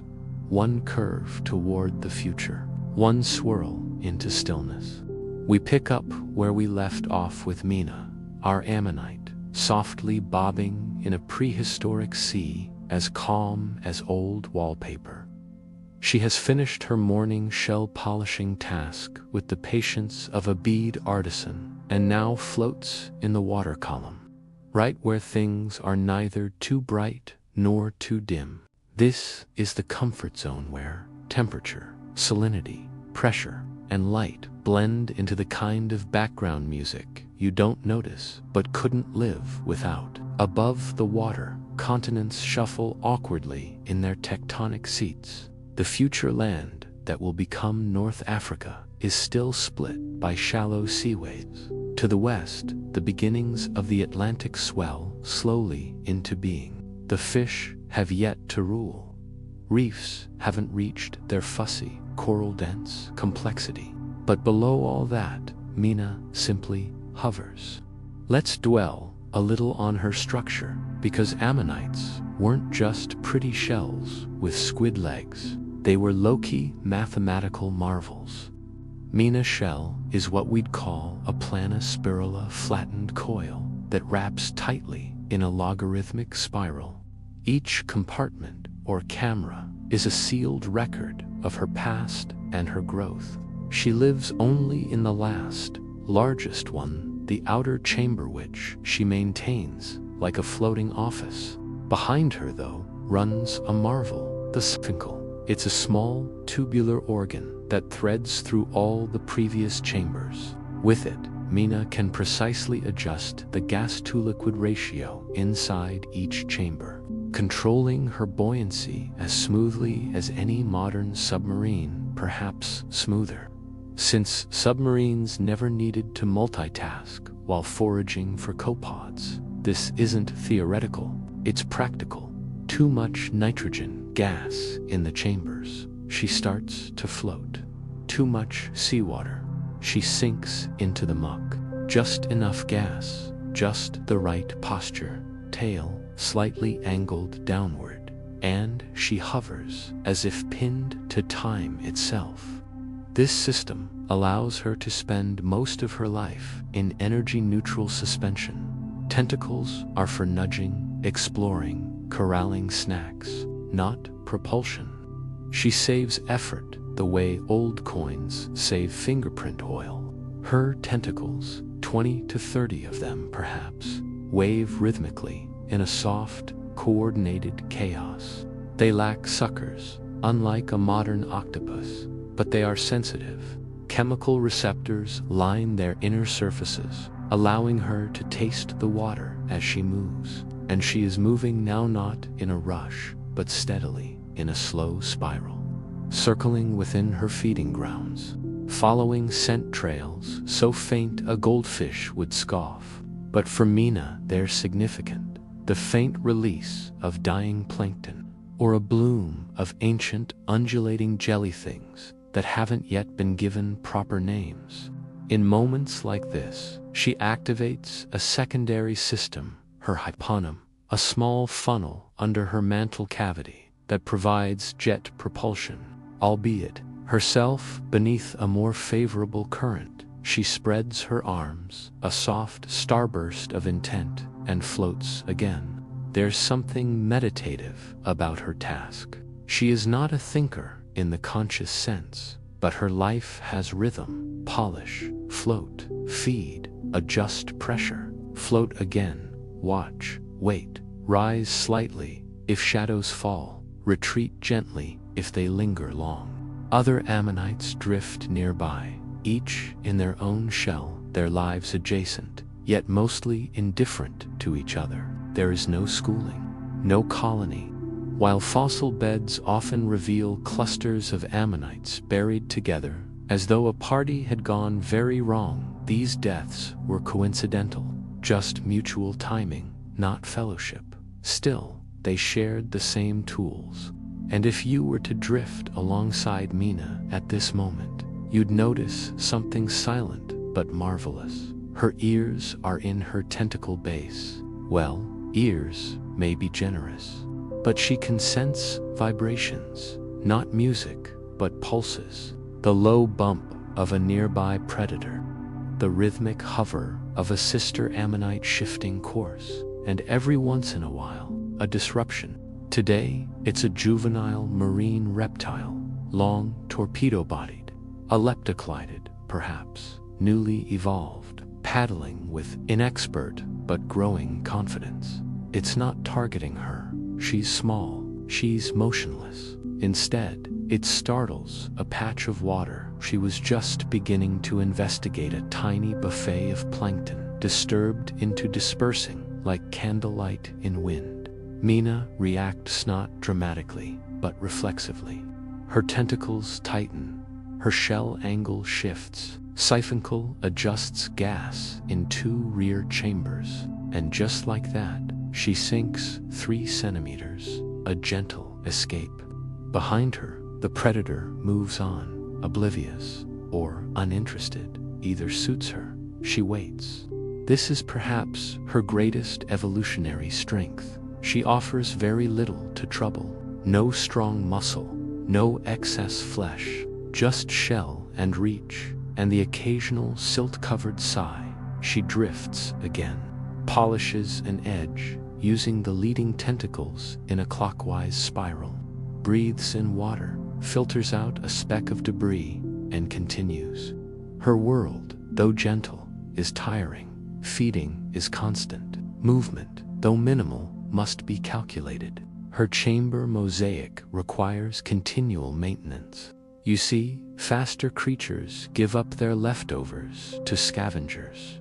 But ammonites, they left recordings. Each shell, each curve, each arm groove tells a tale richer than their short days implied. But Mina doesn't ponder those things. She simply continues. Across weeks that drift into months, a storm might come. A current might reset her route. A shift in the seabed will shuffle her food cloud away. She adjusts. She always has. Because here's the thing. Ammonites are not merely survivors. They are specialists in surviving change. They arose in the Devonian, long before Mina's Jurassic Age, and they outlasted temperature swings, CO jolts, even extinction events that erased entire kingdoms. Change comes, but ammonites drift on. So far, at least. For nothing lasts forever, not even the spiral. There will one day be a shock, a different kind of darkness, one that settles across millennia. When volcanic winters and crashing waters wipe out 75% of sea life, and ammonites, for all their resilience, will be among the vanishing. But that ending dramatic, global definitive is not today. Today, Mina floats. Still, a small puff from her hyponym turns her slowly toward dusk. Tentacles stretch again, this time for no particular reason, perhaps out of curiosity or habit. She's cleaned her shell, adjusted her buoyancy. She feeds soon, then drift again. Everything she needs is here, inside the shell, inside the spiral, inside the practice of simply being waterborne, quiet, and prepared. And while the ocean beyond her senses continues to grow more complicated, Mina does not grow anxious. She only drifts deeper into the middle water, where light is filtered and time feels slow enough to touch. Time, to an ammonite, meant growth. Nothing rushed, just slowly adding more curves to the same spiral. More shells built at the edge of selfhood. More drifting meals. Perhaps, if evolution allowed, a slightly more efficient siphoncle. But then again, The original version had worked just fine for 300 million years. Mina, our ammonite, has now recentered herself in the gentle boundary water, the kind where light and nutrients float evenly, where grape-like clusters of plankton slip by in nearly invisible bloom. She is near her prime now. Her shell, once a modest swirl, has grown to almost 10 inches across. Her coloration, likely a soft, pearly brown, perhaps striped with faint bands. Camouflage is still helpful, after all, even in the quieter zones of the Jurassic Sea. She doesn't look older. She doesn't feel older. But her shell records it all, a spiral diary in limestone future. Each chamber, a historical document of what has already passed through her. And now, we must speak softly, because something has begun to shift again. It's faint, but it matters. The water temperature is rising, but not gently, not seasonally. It spikes in pulses. Volcanic ridges to the west have begun erupting with greater frequency. Submarine rumbles echo across seabeds. At first, they seem gathering noise, an occasional inconvenience, and life adjusts as life does. But not all creatures can pivot at the same pace. Not all species are elastic. Ammonites have always been resilient. They navigated a late Devonian extinction, shrugged through the Triassic changes, even thrived after complex reef collapses. But this time is different. The waters grow more acidic. The food webs shift in subtle, crooked ways. Tiny plankton no longer bloom in clear spirals. They scatter, fractal and sparse. Gas balance becomes harder. Shell polishing, once a daily rhythm, becomes a protective necessity. Still, Mina persists. She seals new chambers, adjusts her flenkle, flares her tentacles in broader circles to reach what she used to simply wait for. This isn't panic, it's memory, passed down from a spiral-rich line of creatures who've endured Medo-Shan chaos before. But even persistence has limits.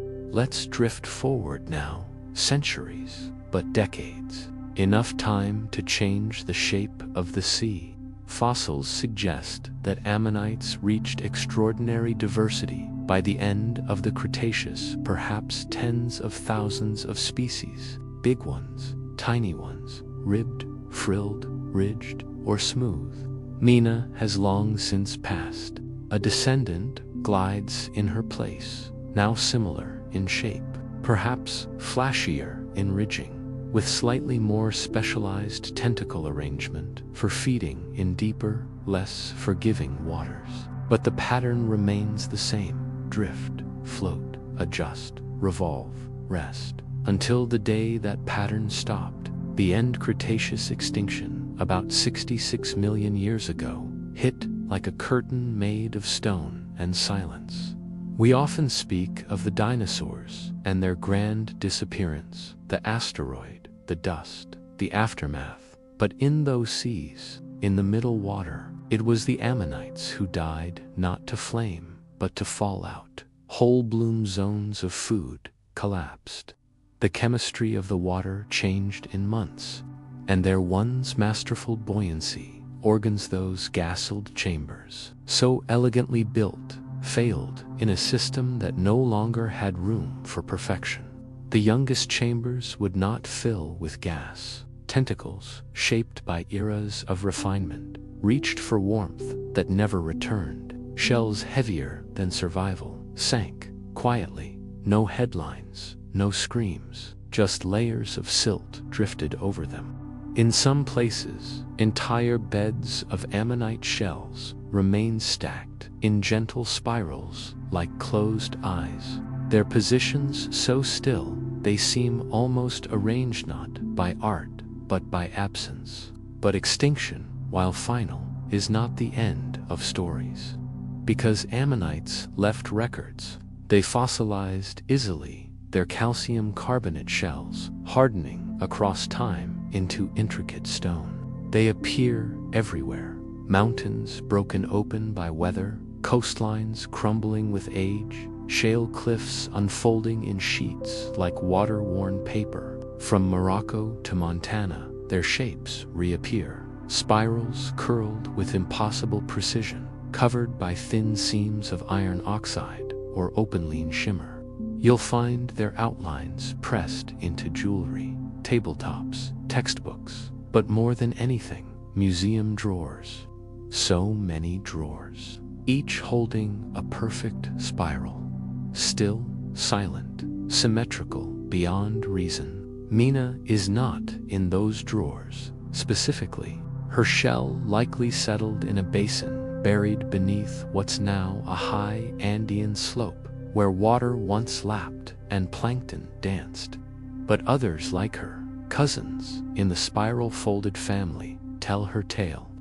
Through them, we know that each shell's complexity was not decoration, but biological necessity, that siphuncules pressed into stone trace the fingerprint of physics itself, that even the curled shape, once ridiculed as excessive, was accidentally perfect resistant to pressure, storing strength in its arc. And as humans, we noticed. In prehistoric times, people found ammonite fossils in riverbeds and called them snake stones. In medieval Europe, they were thought to be dragon tongues turned to mineral. In 19th century England, Mary Anning, the legendary fossil hunter, collected ammonites by the bucketload along cliffs that knew more about the sea than any sailor ever would. Some cultures wore them as talismans. Some studied them as timelines. All saw their beauty. All were witnessing a spiral that remembered how slow time could be. And today, even now, you might find one tumbling through soil after a rainstorm. Feel it cool, curved, and strangely light for something so old. That's the ammonite's final secret. Everything it ever was, tentacles, jet propulsion, tiny meals, coral shadows, chamber-building instincts, is held in the shape of a spiral that outlived its softest parts. Mina didn't know she'd last, didn't know she'd become lesson or fossil or symbol. She lived as she always had, one curl at a time, one polished edge per day, one upward puff toward a future she could never reach, but helped to shape simply by being part of it, not loudly, not for long, but enough. Story 5. Thylacoleo's cousins meet the Diprotodons, who just wanted shade. Some animals barrel through history. They crash into ecosystems, throw their weight around wide-eyed, toothy, dramatic. Diprotodons were not those animals. They were quieter. Imagine a hippo. Now give it the face of a wombat, the soft shag of a shaggy couch, and the shuffle of someone who forgot why they entered the room. That's a Diprotodon, the largest marsupial to ever exist. More elephant-sized than actual elephants of their time, even though they had the temperament of a sleepy cow. They belonged to the Pleistocene, what is now Australia, and wandered the outback, back when it wasn't quite outback yet, but a richer patchwork of bushy woodlands, wet-edge river corridors, and distant arid pockets that pulsed with green during brief wet seasons. And our story, well, it takes place in the stretching afternoon of a dry season, when the warmth doesn't quite scream, but it insists. The sun has been up for hours. Its light doesn't stab its slides. It lays across the land in great gold slabs, draped over gnarled acacias and eucalyptus-like sleepy wallpaper. And under one such tree, two Diprotodons lay mostly horizontal. In that unmistakable, we started napping accidentally. Pose common to animals, confident in their sheer lack of predation pressure. Their bodies are vast, satisfying ovals, fur-dusted and slightly dimpled by the terrain. Their breathing is slow, synchronized in that warm haystack kind of way. They haven't moved in an hour, maybe two. The larger one exhales and shifts slightly. A warm gust of air pushes a grass stalk aside. The stalk, naturally, does not object. The second, Diprotodons, maybe male, maybe just less old, chews slowly. Not food, just instinctual. Sometimes boredom, asterisk. Sometimes it's rerunning a leftover reed just to see if it changes. Asterisk, their ancestors had come from humbler stock, wombat-like creatures, tunnelers and diggers. But somewhere in their past, the competitive urge slipped away, and they chose a different evolutionary goal: massive size and low expectations. Each Diprotodon stood about 4 meters long, half the size of a school bus, about 1.7 meters at the shoulder, and weighed between 2 to 3 tons. Tail like a couch cushion, legs like a milk carton with knees, feet that left rounded, confidence-shaped impressions in creekside clay that hardened into fossil pillows. And what did they eat? Certainly not you. Diprotodons were obligate herbivores, and not the energetic grazers we might associate with modern large mammals. You could call them lazy foragers, and they would take it as a compliment. Mostly, they preferred soft ground plant salt bushes, shrubs, bark, bits of fruit if available, anything green enough to chew and stupid enough to grow low. But on harder days, they'd gnaw good-naturedly at dry shrubs, chewing slowly with ever-growing front teeth shaped like thick chisels. These teeth never stopped growing, so chewing, in a way, was as much dental maintenance as nutrition. As the afternoon deepens, one of our Diprotodons straightens fractionally, not upright, but into that palpably undecided sit that suggests movement might occur within the next half hour. Nearby, a small lizard scuttles up a sun-warmed rock. A dusty frog, yes, that's a real genus, Neobatrachus, chirps once and thinks better of it.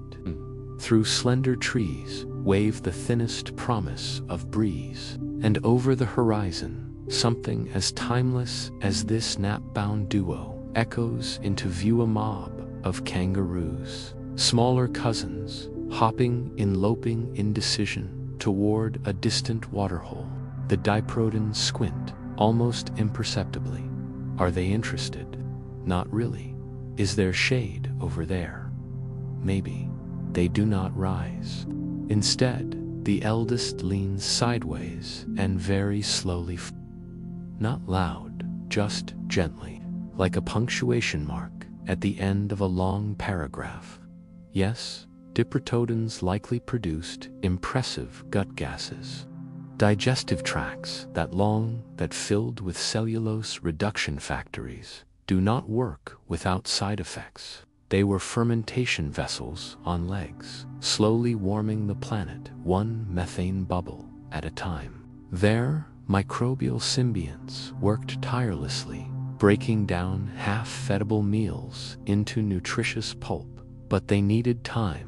Every meal was an overnight project, maybe 2, hence the laying, hence the stillness, hence the life of patient digestion so complete. Most days could be summarized on a whiteboard in 2 bullet points. Eat what's near, lie down again, and don't mistake them for unimportant. These giants shaped ecosystems, their trampling flattened paths still visible along the edges of dry lakes, prehistoric Diprotodon highways.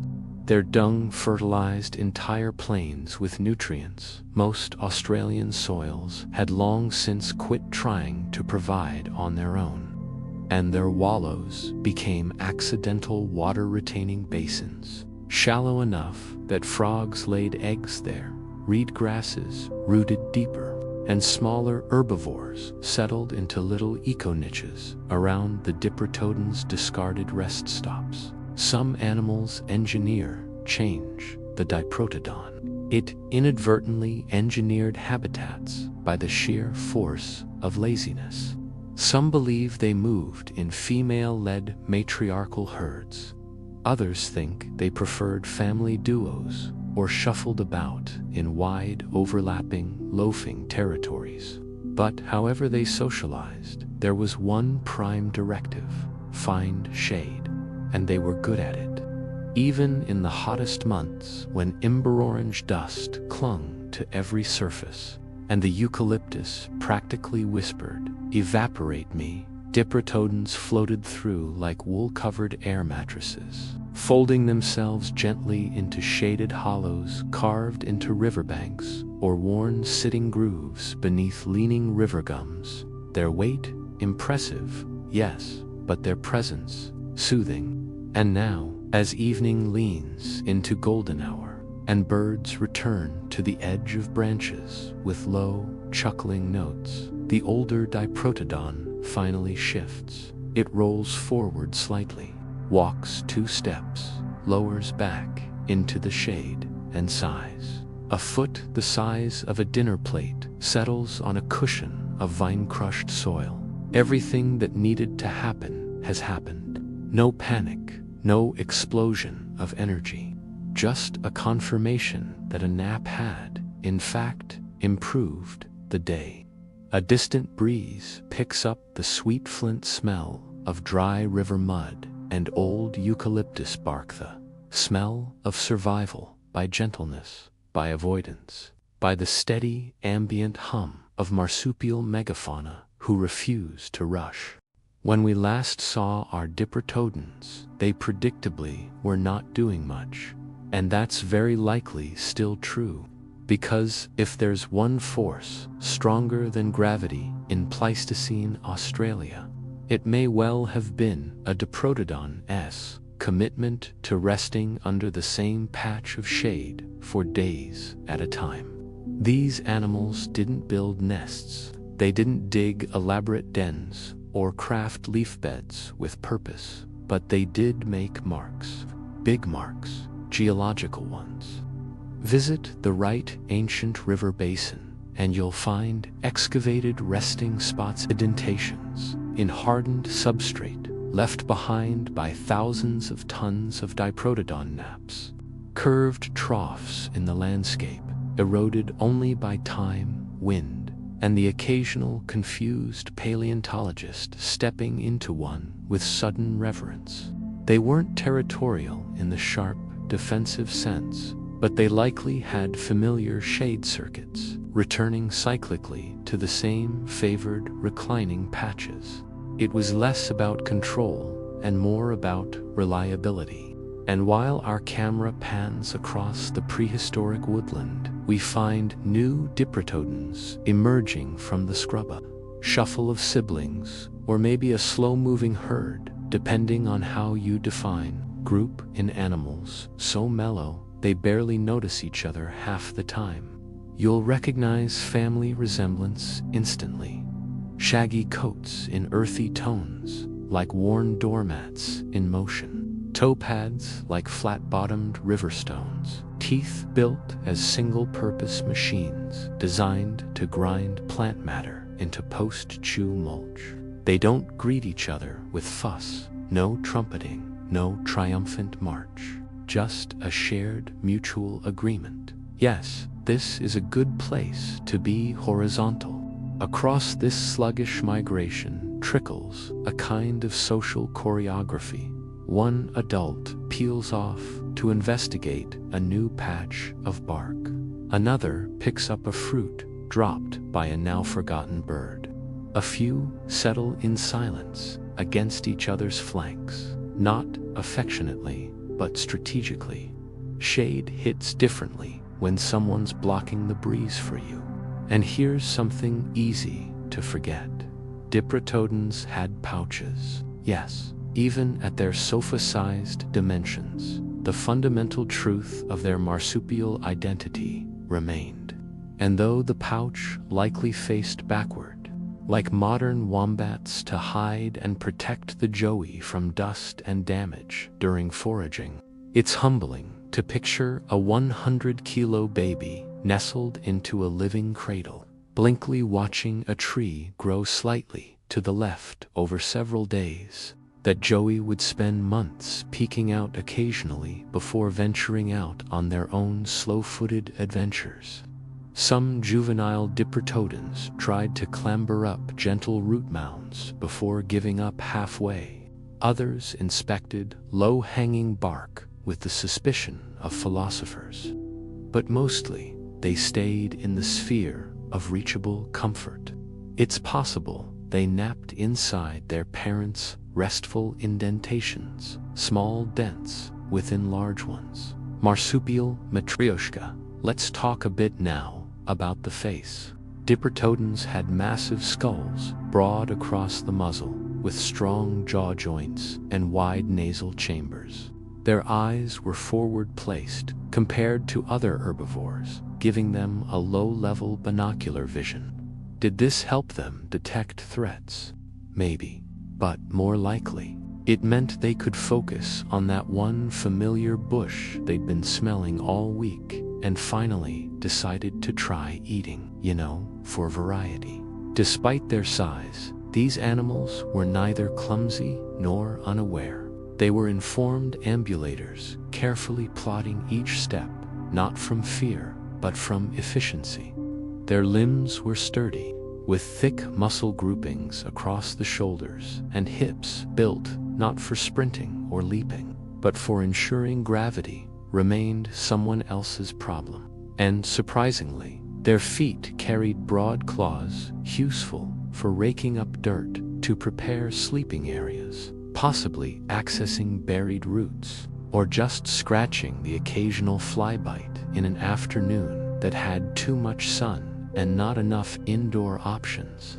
There's evidence, thanks to tooth wear patterns and dung studies. Yes, slothful science can be digestive, that diprotodons altered their diet seasonally, not formally. Of course, they didn't keep calendars, but through instinct and root memory. During dry seasons, they shifted to hardier greenery. In wet cycles, it was soft shoots, ground melons, and saltbush clusters.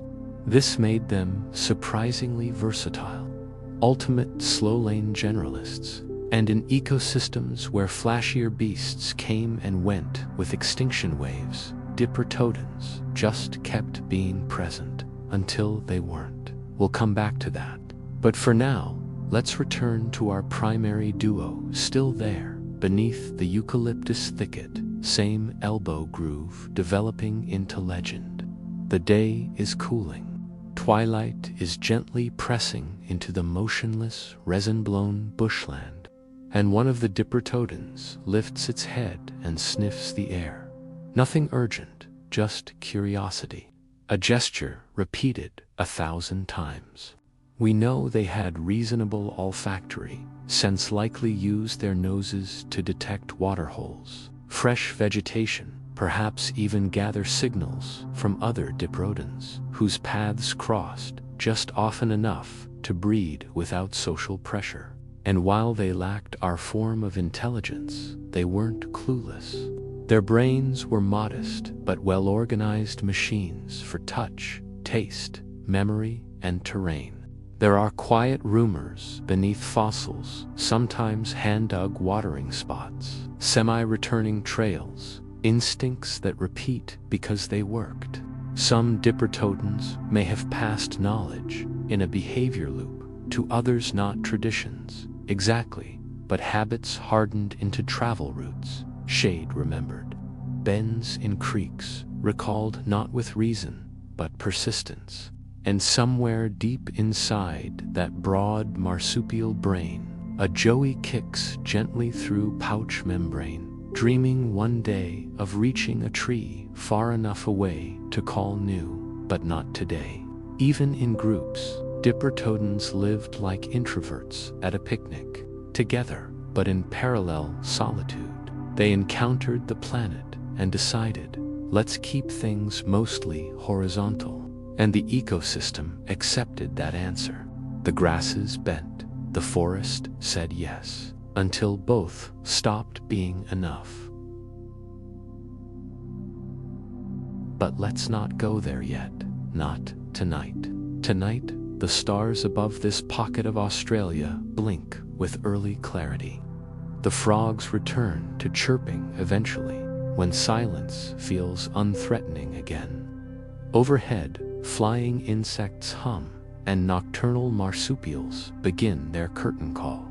And in the darkness, our dipperdont, duant, alarmed, not restless begin what anyone might recognize as the final nap of the night.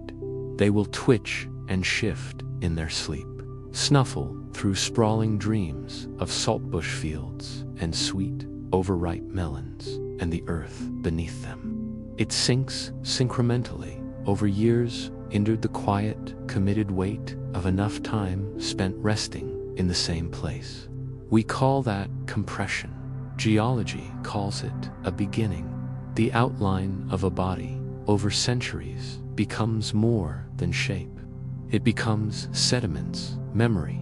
For generations, the diprotodons wandered softly, patiently, sleepily across what would one day become modern-day Australia. They outlasted droughts, waited out forest fires, slowly sidestepped predator lineages that rose and fell like bad ideas in the evolutionary group chat. They didn't fight the planet. They floated on it, like great fuzzy barges, browsing, lounging, glancing occasionally across rivers that sparkled and shrank with cyclical grace, the kind of massive, environmentally embedded rhythm that required absolutely no rush. But even for giants whose main defense mechanism was not being interesting to bite, time eventually catches up.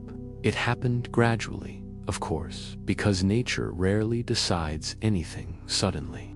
A little less rain, a few extra fires, plants responding first, reducing their spread, dimming their chemical flavoring from edibly boring to surprisingly tough.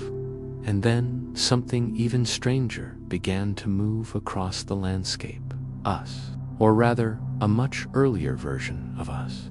By the time humans arrived in Australia, likely around 65,000 years ago, diprotodons had already been doing their thing for centuries beyond counting.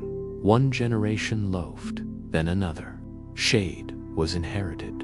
Wallows were passed on by rut and memory, not language. But the new arrivals brought with them more than cleverness. They carried fire, controlled fire, changed everything. While the diprotodons had survived natural lightning-induced burns before, seasonal and localized, now came intentional burning. Small, frequent, shaped by human needs for clearing, hunting, and navigating the vegetation that diprotodons relied on. Starting to change, patchier, sparse, in the wrong places, too much in others. Not all humans were hunters. Some may never have interacted with these colossal marsupials face to face, but eventually, encounters became inevitable. And let's be honest, diprotodons were easy targets. Not because they were weak, far from it. They had size, mass, sturdy legs, powerful jaws that could absolutely ruin your afternoon. But they weren't built for urgency. They could move well enough to relocate when the season changed, but not when someone approached with a spear. And so the long, soft sleep began. Not all at once. Any real extinction, particularly of an animal so large and spread so wide, happens in a fade, not a bang. Some diprotodons probably lingered in remote marshes for millennia after their kind began to vanish from central woodlands. There's evidence in Lake Calabonis, Australia, that several individuals died together, perhaps trapped in soft terrain, perhaps during a seasonal drought. Their bones unearthed in soft, curved piles, still seen posed mid-rest. There's no carnage in those fossil beds, just stillness, the long nap, frozen just a little too long. And as climate volatility increased, swinging from wet to dry with rising intensity, there were fewer places left for such massive creatures to disappear into. Fewer patches of shade that held long enough. Fewer fruiting shrubs with enough patience to wait for slow teeth and chewing sighs. Eventually, the last of them passed, not remembered by name, not spoken of in stories that survived, but felt in the absence even today. Some indigenous Australian Dreamtime stories include beings called banips, huge creatures who live in waterholes and emerge under certain conditions. These tales may echo deep cultural memory of animals like the diprotodon, ancient presences, unsettling for their size and their quiet. Because diprotodons were never loud, never flashy, but they left marks, root-pressed dens, sideways furrow paths along extinct rivers, U-shaped impressions where a body rested beneath a leaning tree so often that dirt became architecture. Some of those beds still exist, rockholds preserving hints of fur impressions, dried clay sheets with fossilized scratches traced by cautious claws scratching at flies or just passing boredom, and the tooth marks. Oh yes, a few diprotodon bones show strangely precise grooves made not by predators but by humans. Tool flaking, possible skinning, sections of working the kind that implies we knew what they were and we made choices accordingly. But this isn't a story of blame. It's a story of scale, and how a world once allowed for marsupial megafauna the size of minivans who mostly wanted to snack on something soft, sit in dappled light, and occasionally scratch a difficult tourage spot on their flank. And for thousands of years, that was enough. So what remains of them now? Their bones, certainly. Entire skeletons excavated by sunburned paleontologists, pulling up shoulder blades like paving stones from paddocks, long-dried jawbones, large enough to hold both your hands inside, teeth heavier than an iPhone, dulled not by violence, but by chewing bark and boredom and pouches. No fossil preserves one perfectly, but there's evidence in the pelvic structure, the pouch bones, called epipubic bones, that suggest this. They raised their young gently in folds of living fur, wandering toward waterholes, carrying entire nap-ready offspring, tucked like secret ideas beneath shaggy torsos. And now we remember them through science, through reconstructions, through quiet museum corners where toddlers point and ask, "Is that a fuzzy hippo?" Not quite kid, but close enough, because diprotodons resisted drama. They left no terrifying legacy, just one made of overwhelmingly peaceful mass, the dream of being slow and successful. And every time a wombat naps under a bush, every time a kangaroo pauses for longer than seems comfortable, every time modern Australia shrugs off a hot day by declaring it a bit warm outside, the diprotodon lives a little, not in mystery, but in mood, in animals who inherited a memory of stillness, of avoiding the sun, of saying, "No, I think I'll sit this one out, possibly for the next 6 to 8 hours," and somehow that became sacred. So as we look back, our eyes tracing the wide grooves once worn into the dust by diprotodon sides and bellies and elbows, we don't feel grief, just a very large yawn, and the quiet echo of a world that once let slowness bloom. Story 6. Hallucigenia walking backward through evolution's fever dream. Let's begin gently, but with confusion, not yours, necessarily, though that may come.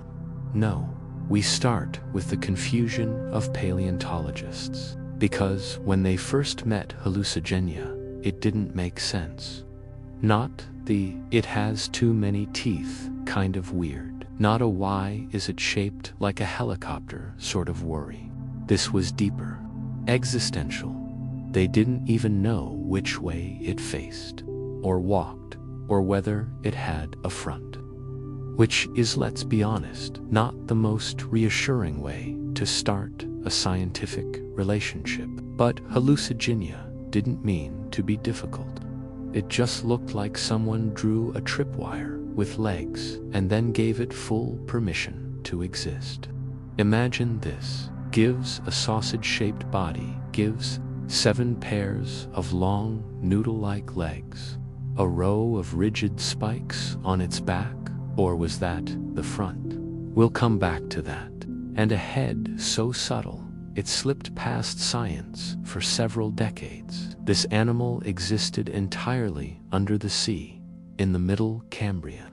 Roughly 508 million years ago, during the biological improv session we politely call the Cambrian explosion, before brains worked clearly, before shells got their act together, before gravity had negotiated with common sense.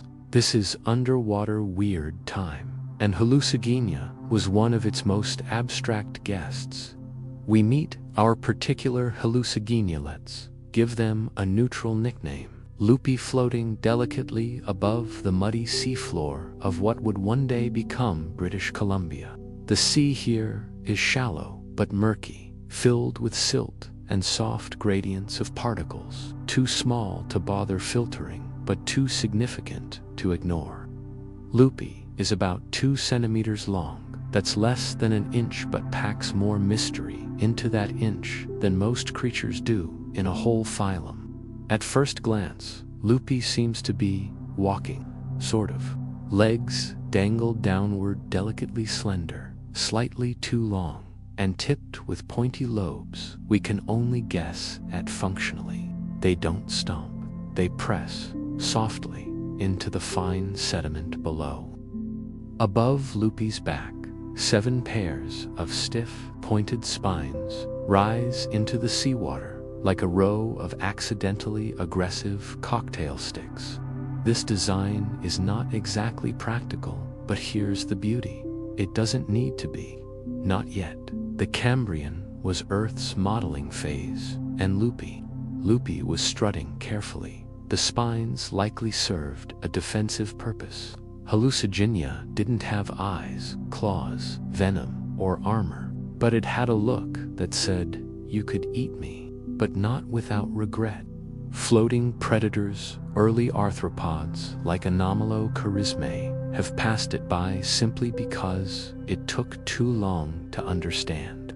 And for Loopy, blurry equivalence was safety. If every feature made you pause and say, "Wait, is that the head?" you'd move on to the next snack. Now, about that head. It was missed for years. The original reconstructions in the 1970s placed the head at the wrong end.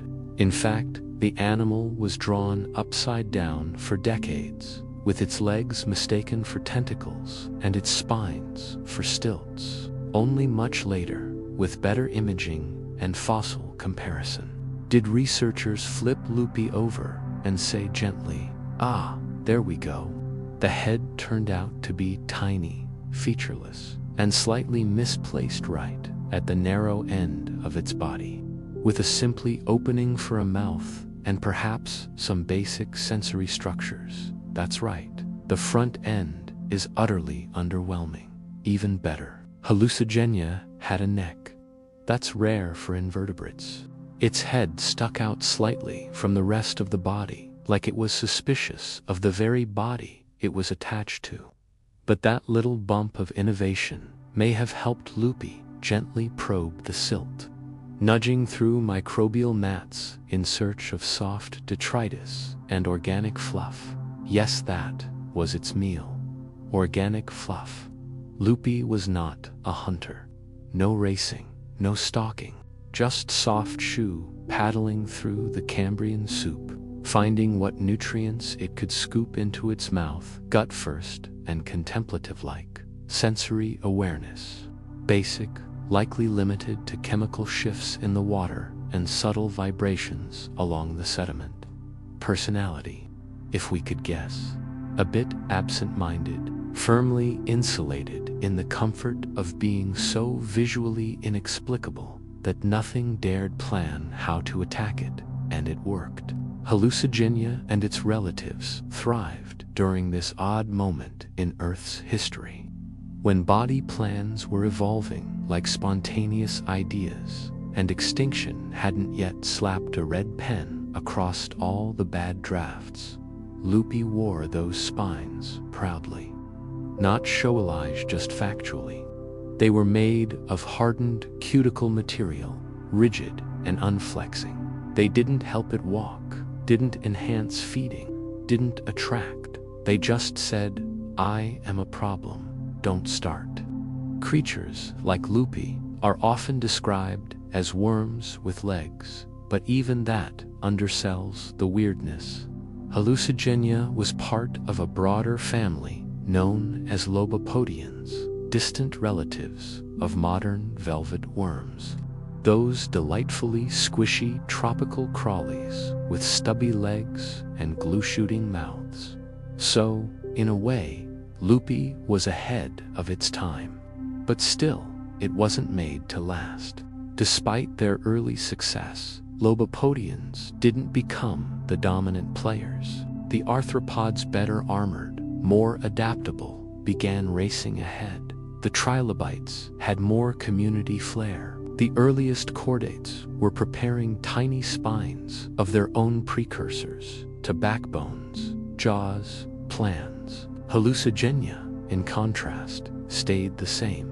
No boredom, no innovation, just tiny steps taken very carefully across a watery world that did not reward speed just yet.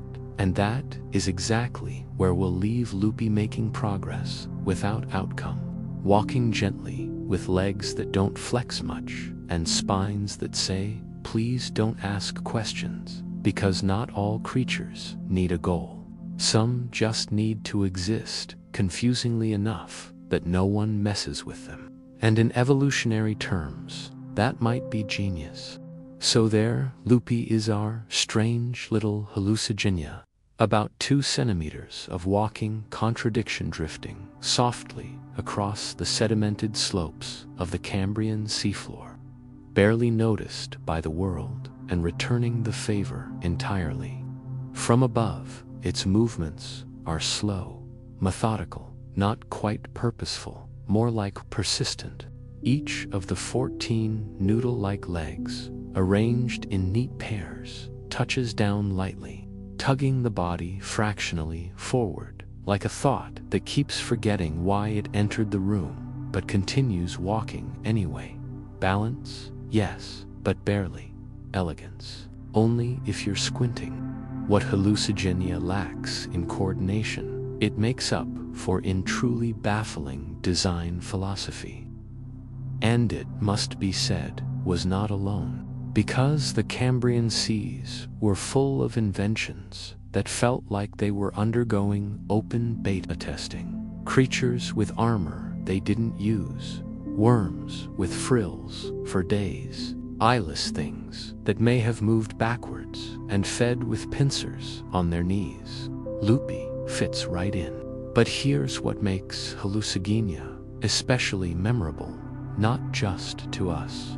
Centuries later, as we brush dust off shale slabs, but to the ocean around it at the time, it did not try to impress anyone. It wasn't in the predator race, wasn't trying to sparkle. It was just there, deliciously confusing, unexplained on arrival. Let's zoom into that body. Start with the spines along its back. These are long, rigid, and come to sharp points. Once thought to be legs, understandably, They are now understood as purely defensive features. But unlike porcupine quills or stegosaur plates, they didn't warn of danger. They deterred interest through ambiguity.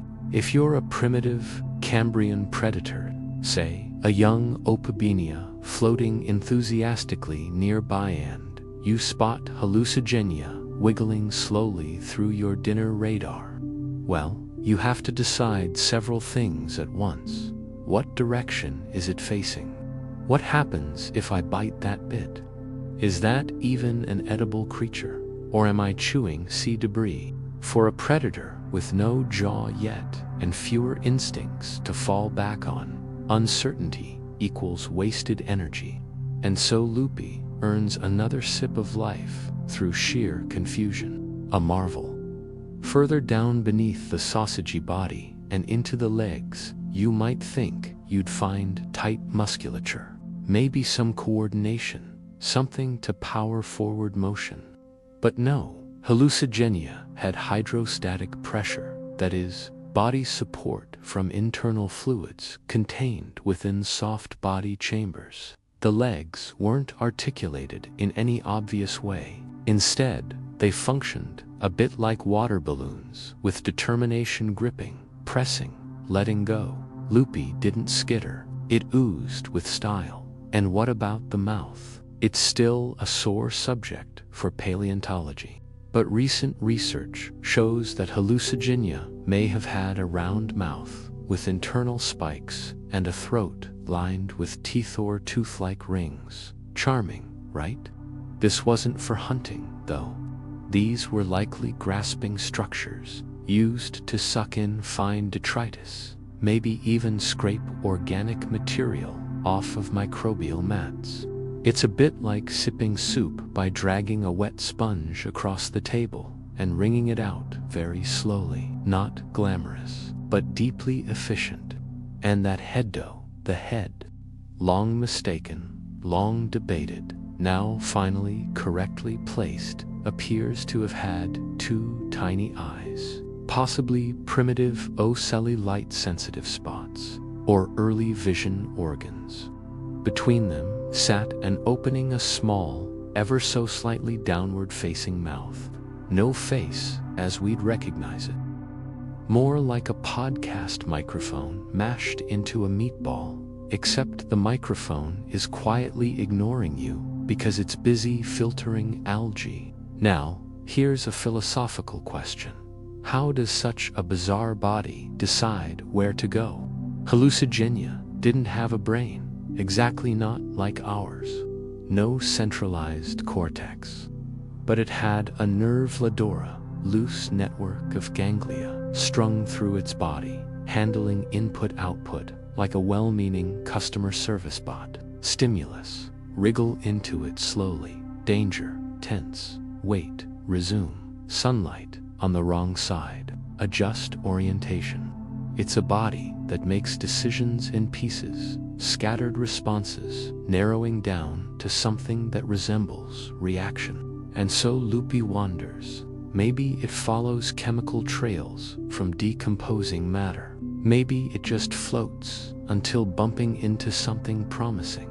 Either way, the journey is never linear, because evolutionary development wasn't quite sure what direction it wanted to go yet.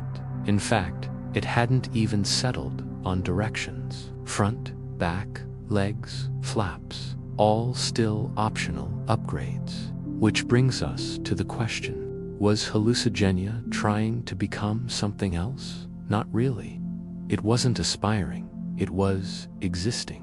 And funnily enough, even its lineage couldn't decide what to do with it.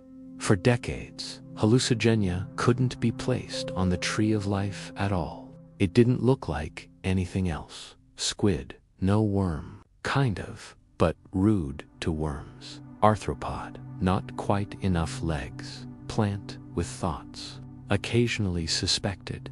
Only when newer techniques re-examined the internal structures did we realize hallucigenia was an early cousin, not to crabs or clams, but to velvet worms and arthropods, creatures with segmented bodies, but not rigid exoskeletons. Its closest relatives didn't become apex predators. They became quietly specialized oddities, leaf-loving velvet worms who spritz adhesive to catch prey, or tiny creatures burrowed under damp rocks in today's rainforests. So Loopy wasn't an ancestor of power. It was an ancestor of niche contentment.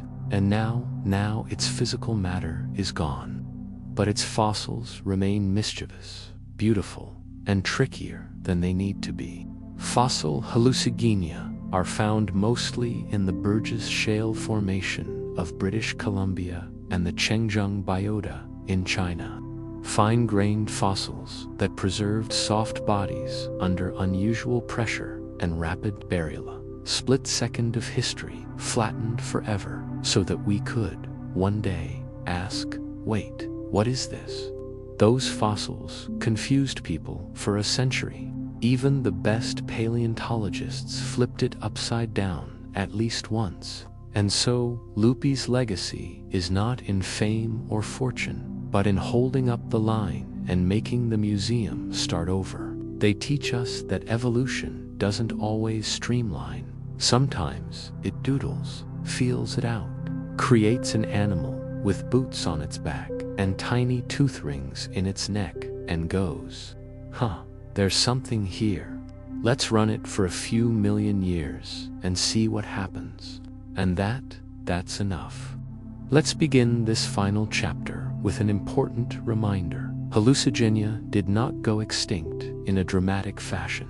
There were no meteor strikes aimed at its middle, no sudden global freeze, no swooping predator swooning down like an evolutionary narrator whispering, "Your time is up, loop-legged weirdo." It just faded, softly, slowly, the way weird things often do, not because they're weak, but because they don't scale well when the world asks for efficiency. Our hero Loopy, as we've named this particular specimen, is now several million years older than when we last saw them. Though, of course, time didn't mean much at 1 inch long and fully committed to doing the same thing every day for generations.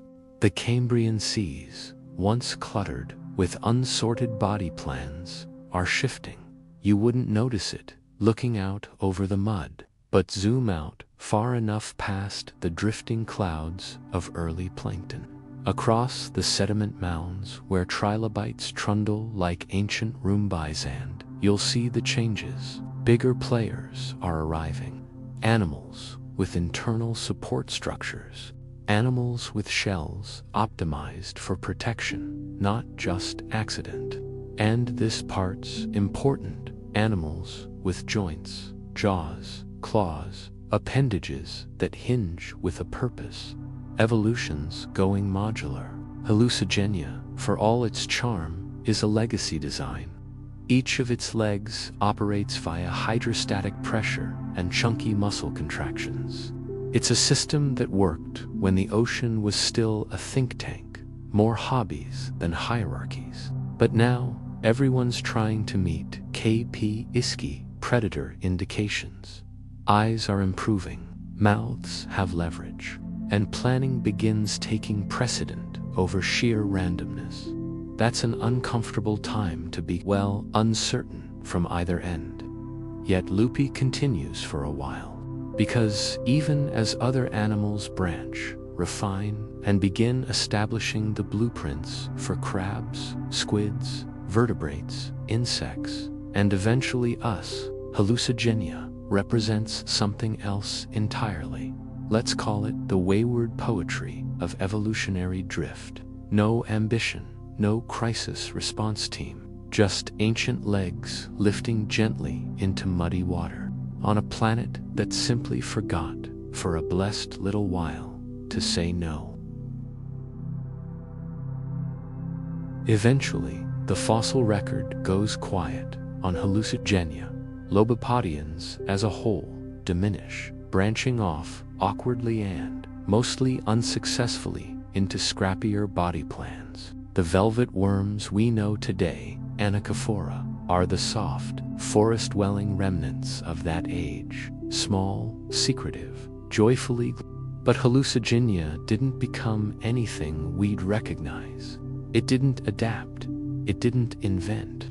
It just lived long enough to leave a shape no future species dared borrow again. And what a shape it left behind. The fossils of hallucigenia are small, often less than your pinky finger, but absurdly detailed, thanks to strange geological fortune, particularly in the Burgess Shale, Canada, and Zhejiang, China. We don't just have impressions of bodies. We have textures, pigment traces, even squishy-seeming outlines, still visible after 500 million years. For a long time, researchers found them at the wrong angles, mistaken for seaweed, or tiny misplaced arms from something larger. It wasn't until the 1970s that scientists gave hallucigenia its own name. So why make it sound like a hallucination? Because frankly, the first time we put it together with spines on legs, legs on top, no face, and a general aura of regrettable inspiration, that's exactly what people thought it must be. A mistake, a prank from the Earth's basement. And even after we flipped it right side up in the 1990s, the mystery clung like algae to its narrative. But let's not take that mystery as failure. Hallucigenia didn't fail. It just completed its run. It was a side thought. What if animals walked like this? That nature entertained for a few million years, then softly filed away under miscellaneous, once math, jaws, and symmetry took center stage. And still, fossil hallucigenia appear not as cautionary tales, but as conversation starters. Tiny spirals of carbon and mineral pressed between rock plates, puzzling scientists and enthusiasts alike.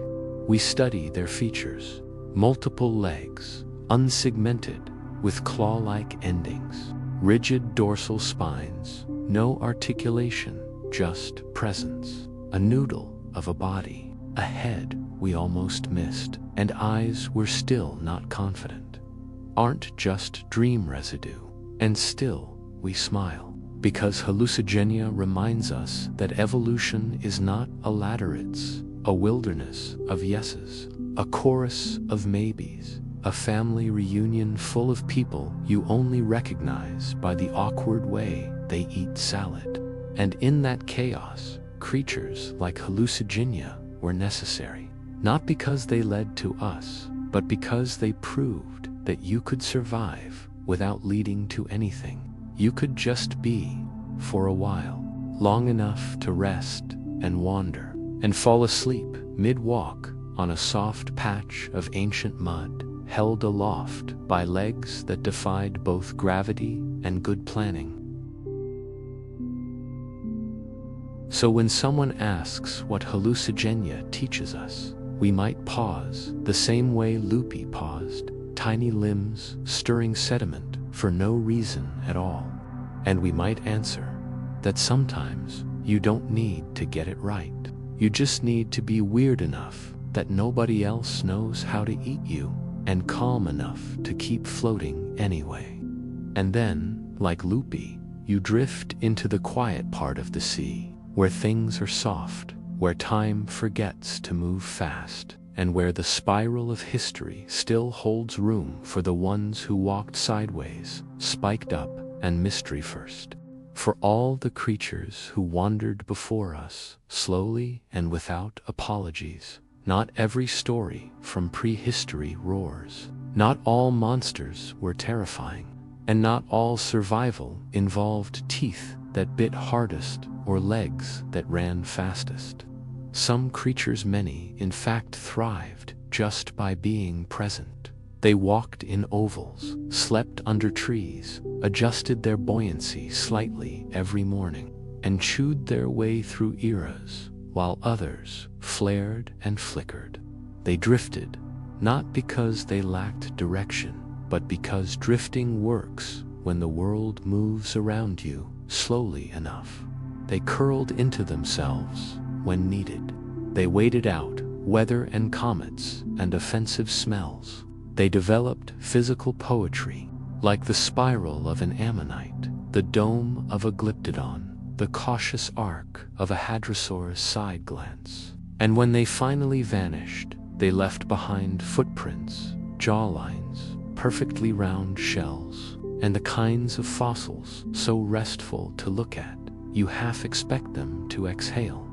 These were not apex predators. They were not headline hunters. They were simply successful. Quietly, carefully, repeatedly. So tonight, or whenever you need, if your world feels rushed or loud, or like you've forgotten where you were going, mid-walk, be like Trilophodon, yawn like a glyptodon, choose not to fly like Skira. Choose something green, and be confident you're participating in deep time. Because even the quietest creatures leave tracks we still read in stones. And you are allowed to rest, to move gently, to forget why you started the walk, and keep walking anyway.